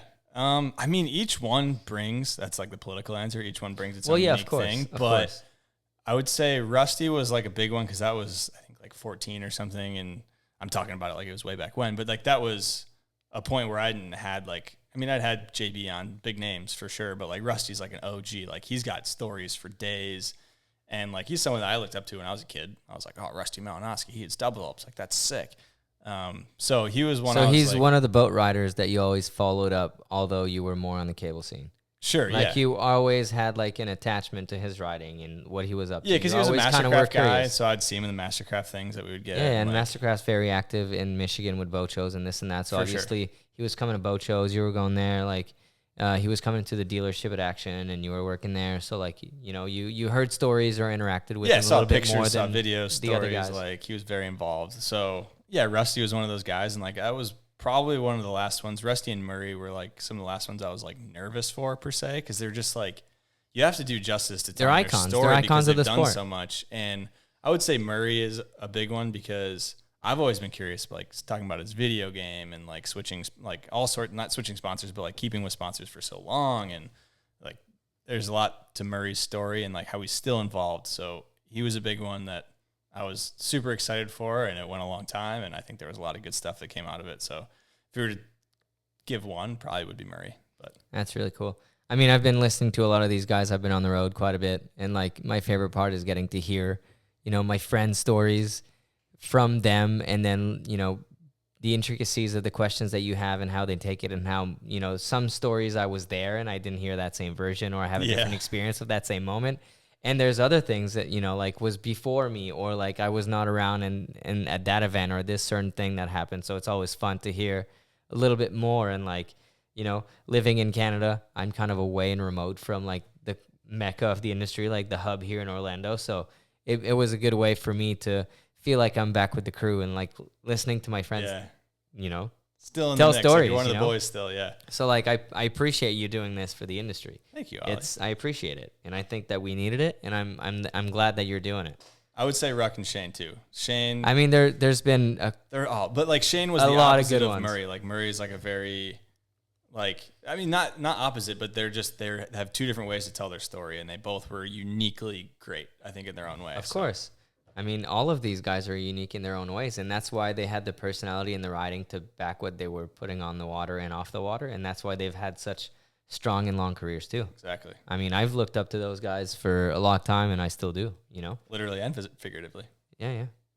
That was a short joke. I mean, now that you're not laughing, it makes me feel bad. Dude, like I'm gonna be 38 years old in December. Actually, Rusty and I have the same birthday. Same date and Same day, not the same year. Okay. I think he's 2 years older than me, but same day. But where I was going with that is like, of course, like it's part of the experience. You know, it's what it's all about. 100%. Okay, you must have also have some people talking smack on the social media about like, hey, like there's this guy that I don't know, that I don't, you know, I've never met, that's around, that's been like talking shit, and he's getting to interview all these A-lister wakeboarders. Where did you get that from? Where'd you I mean, I just pull anything up? assume. There is I don't one know guy. per se, but I'm sure was a that there guy. is some of that, you know, and like that's part of social media. There's always gonna Yeah. be some haters out there, right? Yeah, definitely. Haters, I mean, nothing wrong with a little bit of hate, I guess. But yeah, there is a guy that's not stoked on me doing the podcast, but I don't. You don't have to make it personal and share names. Oh, yeah, I If definitely wasn't If going. he's watching, he's gonna identify himself. That's okay. But what do you got to say about that? Like, you know, what's your take I on don't know, man. There's always gonna be some negative. Don't watch it then. Scroll past, keep scrolling. That's all I have to say to like any of that. Like if you don't like it, don't consume it. There's so much content in the world. Right. You don't have to consume any of it. Put your Just keep energy scrolling. and your time somewhere else. Yeah, exactly. Just keep scrolling. Right on. Okay, so I have a different question for you. What is your favorite video part of all times? Snowboarding or wakeboarding? Let's do both. Well, snowboarding, Tommy Gesme's part in Video Gracias. Okay, yeah. Okay, yeah. I mean, I kind of like not assume, but like I'm not surprised. Yeah, I don't know the exact timestamps to it, but every time I pull it up, I can just click on the screen and I know exactly where the beginning of that video part is. The whole video is awesome, so I usually watch most of it. Which video grass was that? Video Gracias. Gracias. Yeah, a great name for a movie as Yeah, well. yeah, Video of course. Gracias. Yeah, Video yeah. Gracias. I mean, you know what's a really all-time really good name for a video is what? What video? What? You remember that one? Yeah, what video? Yeah, what video? There's a lot What of good video? names. There's some really good There are a ones. lot of good names. And wakeboarding. That is a tough one, man. That is a really tough one. Because to me, it has a lot to do with the song, the vibes, the spots. I mean, the man. moment in which you're watching it too, right? Like That's true. the moment and how it's Experience you presented. have. Like, are you watching it on a screen? You have headphones in? Are you on your computer? You got the full screen and surround sound at home? Are you in a movie premiere? Yeah, Like, there's a lot of factors to that. it's true. That being said, like, okay, let's rephrase it this way. Which video part have you watched the most? If there was a counter. That's a good one. I think Randall Harris, Quiet Please. Ooh, okay. That's a Lil Wayne song, right? You know So- which one my favorite Rendell Harris part is? And I see that you have the DVD, Natural Born Thrillers. Is it? Oh, I mean, that's up there, man. too. When that came out, that was going hard. That first method, Is that the one he does the double wake to wake in too? Has to be. I think he does one at some point, Yeah. but like I'm just talking about the intro shot, his first shot of the part. He just gets a shot from the boat, double up method, and he just gets He's got one of the best methods, hunted dude. One of the best methods. Maybe the best method. He might have the best method in wakeboarding. all time. Well, there was an Alliance contest that McKee put on one year, the double up method contest, and Randall's, yours truly, was the judge. Oh, he was the judge. He was the judge. Oh. It was pretty legit. I trust no one more than him. Exactly. I forget who won, but obviously the best method Well, you won. can feel good about whoever won because he got it right, I'm sure. Yeah. Okay. I would say, yeah, I've probably watched, man, there's just so many. Yeah, Come on, tell us the truth. Let's hear. What? That's why we're here. What other part did you watch the most? Oh, man. I mean, I like watching my buddy's part. So, like, Dylan Mead's part in that's P2. legit. That's is cool. Very, very good. The day formats. So, like, formats, each part in formats is uniquely good because the song and, like, how the B-roll and the cinematography and how the B-roll, like, fits with each part. So overall, is that your favorite movie? Oh, without a doubt. Okay. Well, yeah, not even close. Yeah. Sure. Okay. And I think it's the best Debut. wakeboard film. Shout ever out made. Taylor Hanley. Yeah, shout out. He's in Canada, right? Still, right now. Yeah, Victoria. Okay. Yeah, love to have him on. That'd be a good one. Yeah. Well, I mean, you might have to take a cross country and go over to the island of Victoria and in BC. Yeah, we'll see. Maybe he'll come down to Florida and ride some cable park with me. I Probably mean, not. I don't know the last time that Taylor actually came down to Florida. I think it's been a while. He said he was. I talked to him. He said he might have been planning a trip, but it didn't end up working out. So Nice. we'll see. Well, Formats, yeah, yeah. Time will tell. and I think formats is underrated. Like What- it seems like it was sneaky that like I feel like a lot of people don't know it that should know it. Well, yeah, I guess it came out in a time where I guess yeah, I don't know. It's hard to say. I feel like not enough people took the time to buy it and watch it. That's exactly what I mean. That's the main thing, right? Yeah, that's what I was kind of alluding to is like, and it was like at a time of the changing of the guards of how everything's different now media wise, but. And I guess like it fits perfectly with the name Formats because it's about like the formats of filming and, you know. Yeah. It's part of the, I guess, the format of how modern wakeboarding media. Yeah. Formats. And formats, I can keep giving it its lip service, but like it has every aspect of wakeboarding at its best. Like it's boat riding at its best, it's cable riding at it's winching at its best. I think there's a little bit of cable, not a ton. But, yeah, there's a little bit of everything. It's wakeboarding at its best. So yeah, I got a 2-part question. Okay. The favorite trick or the like clip, like, you know, like the clip that you associate the highest value or like the best clip you've ever seen in a movie or video part or on Instagram or something. Like, what do you think is like, if you had one shot or clip to show someone and be like, this is what modern wakeboarding is, what do you think you would show? I mean, boat riding, I would probably show someone like now Ulf riding. Like I would show them someone just sending it just deep, booting to the flats, like big composure, grabbing, proper riding, sending it deep. Shout out. Yeah, and on the tech side of things, I would show them like probably Sam doing something like crazy grab, super spin technical type, and like something like that. Yeah. Okay, what about cable, winch? Cable and winch. Oh man, that's tough. I would probably show. I mean, the street jam. You remember the street jam this last summer? Yeah. I'd probably show maybe that edit or Maddie's part. Like Maddie's not part from that like project, but like Maddie's part on the side of that. Yeah. Like his winching part. Yeah. I'd probably show that in terms of like winch riding because it's just mental. And he's stylish. Maddie Muncie does send it. What's up, Maddie? Maddie's the guy. Love watching Maddie ride. And then cable. I don't know, probably Trent. Probably show someone Trent and Gavin. I would say both. Like Trent and Gavin Stuckey both riding. Nice. Okay. And what about you? What's like your favorite winch clip? We talked about it. What's like do you have like a trick that you've done once maybe and you're like this, inside your own head, you're like, this is the best trick I've ever done, or like your claim to fame type thing. Do you have like one of those? I mean, not really. There was a cool spot in Traverse City that was like in northern Michigan that was 2 ledges, but they were like, it was like firecracker ledges. I'll put the clip in. That was a cool one, but my favorite. Wait, is this a clip that you're saving for your next part? No. Okay. Okay. Yeah, this is in a video. Okay. But it was just something cool that you like wouldn't think to wakeboard, or people like you show them the clip, they're like, oh, that's pretty crazy. I think I know the part. It's like 2 little creepers. Yeah, and it's like that was cool. But I think my favorite clip is a slam I had.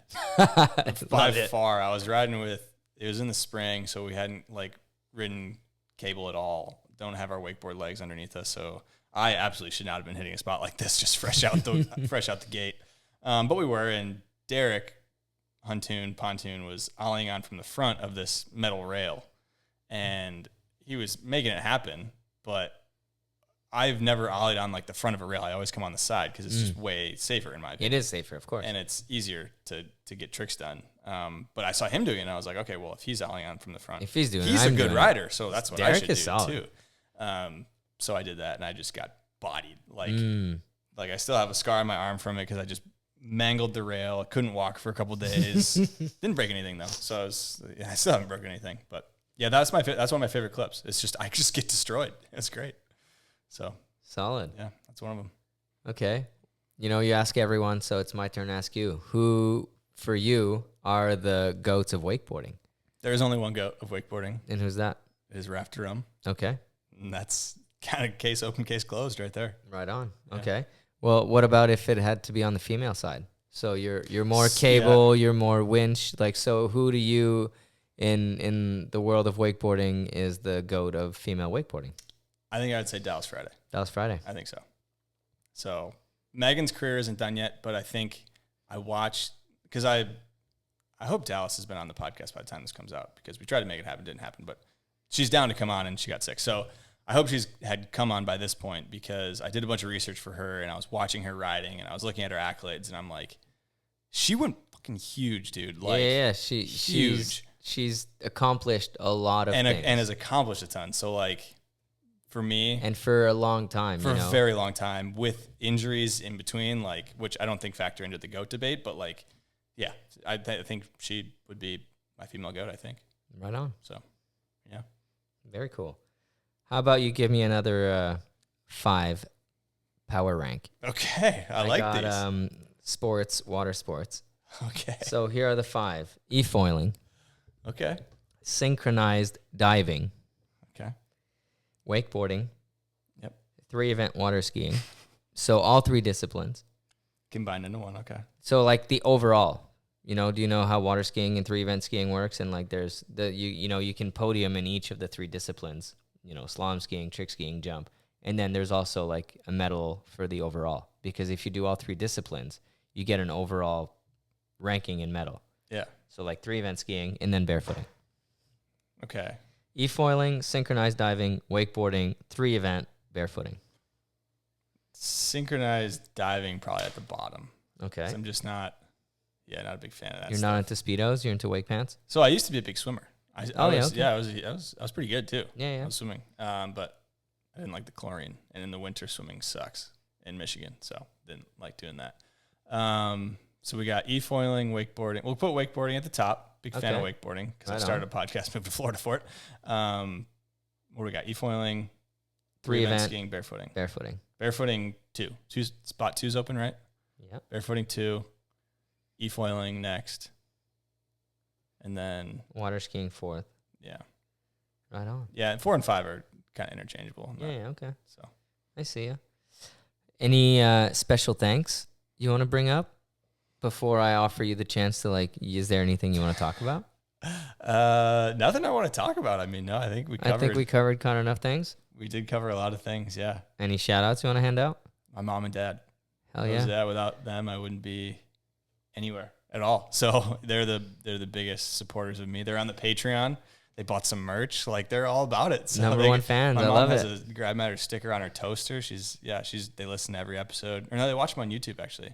Nice. They sit in the living room together to watch them on YouTube. So That's great. yeah, without my parents I literally wouldn't be here. So Well, yeah, of course. thanks to them From for the getting origins it on of and the making story. me happen. So that was great.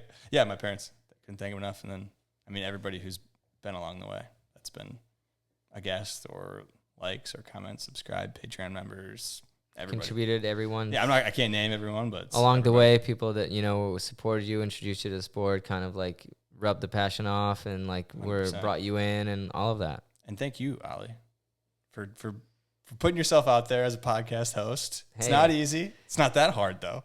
It's But a appreciate pretty fun and interesting experience. It's been fun. There you go. Thanks for making this happen so that I was able to, you know, put that in the hat and see if you were down for it. Yeah, absolutely. Always down for it. I'll never say no to anything, probably. So Right on. Well, it's finally my time to say, hey, like, subscribe, comment, you know, be part of the party, you know, contribute to wakeboarding, be amongst it.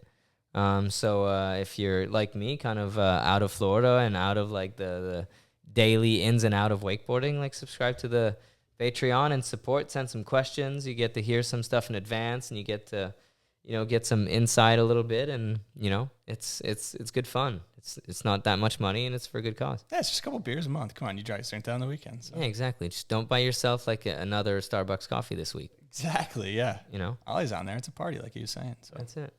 all right, Well, man. that's a wrap. Sweet. Thanks for tuning in. Cheers. Cheers.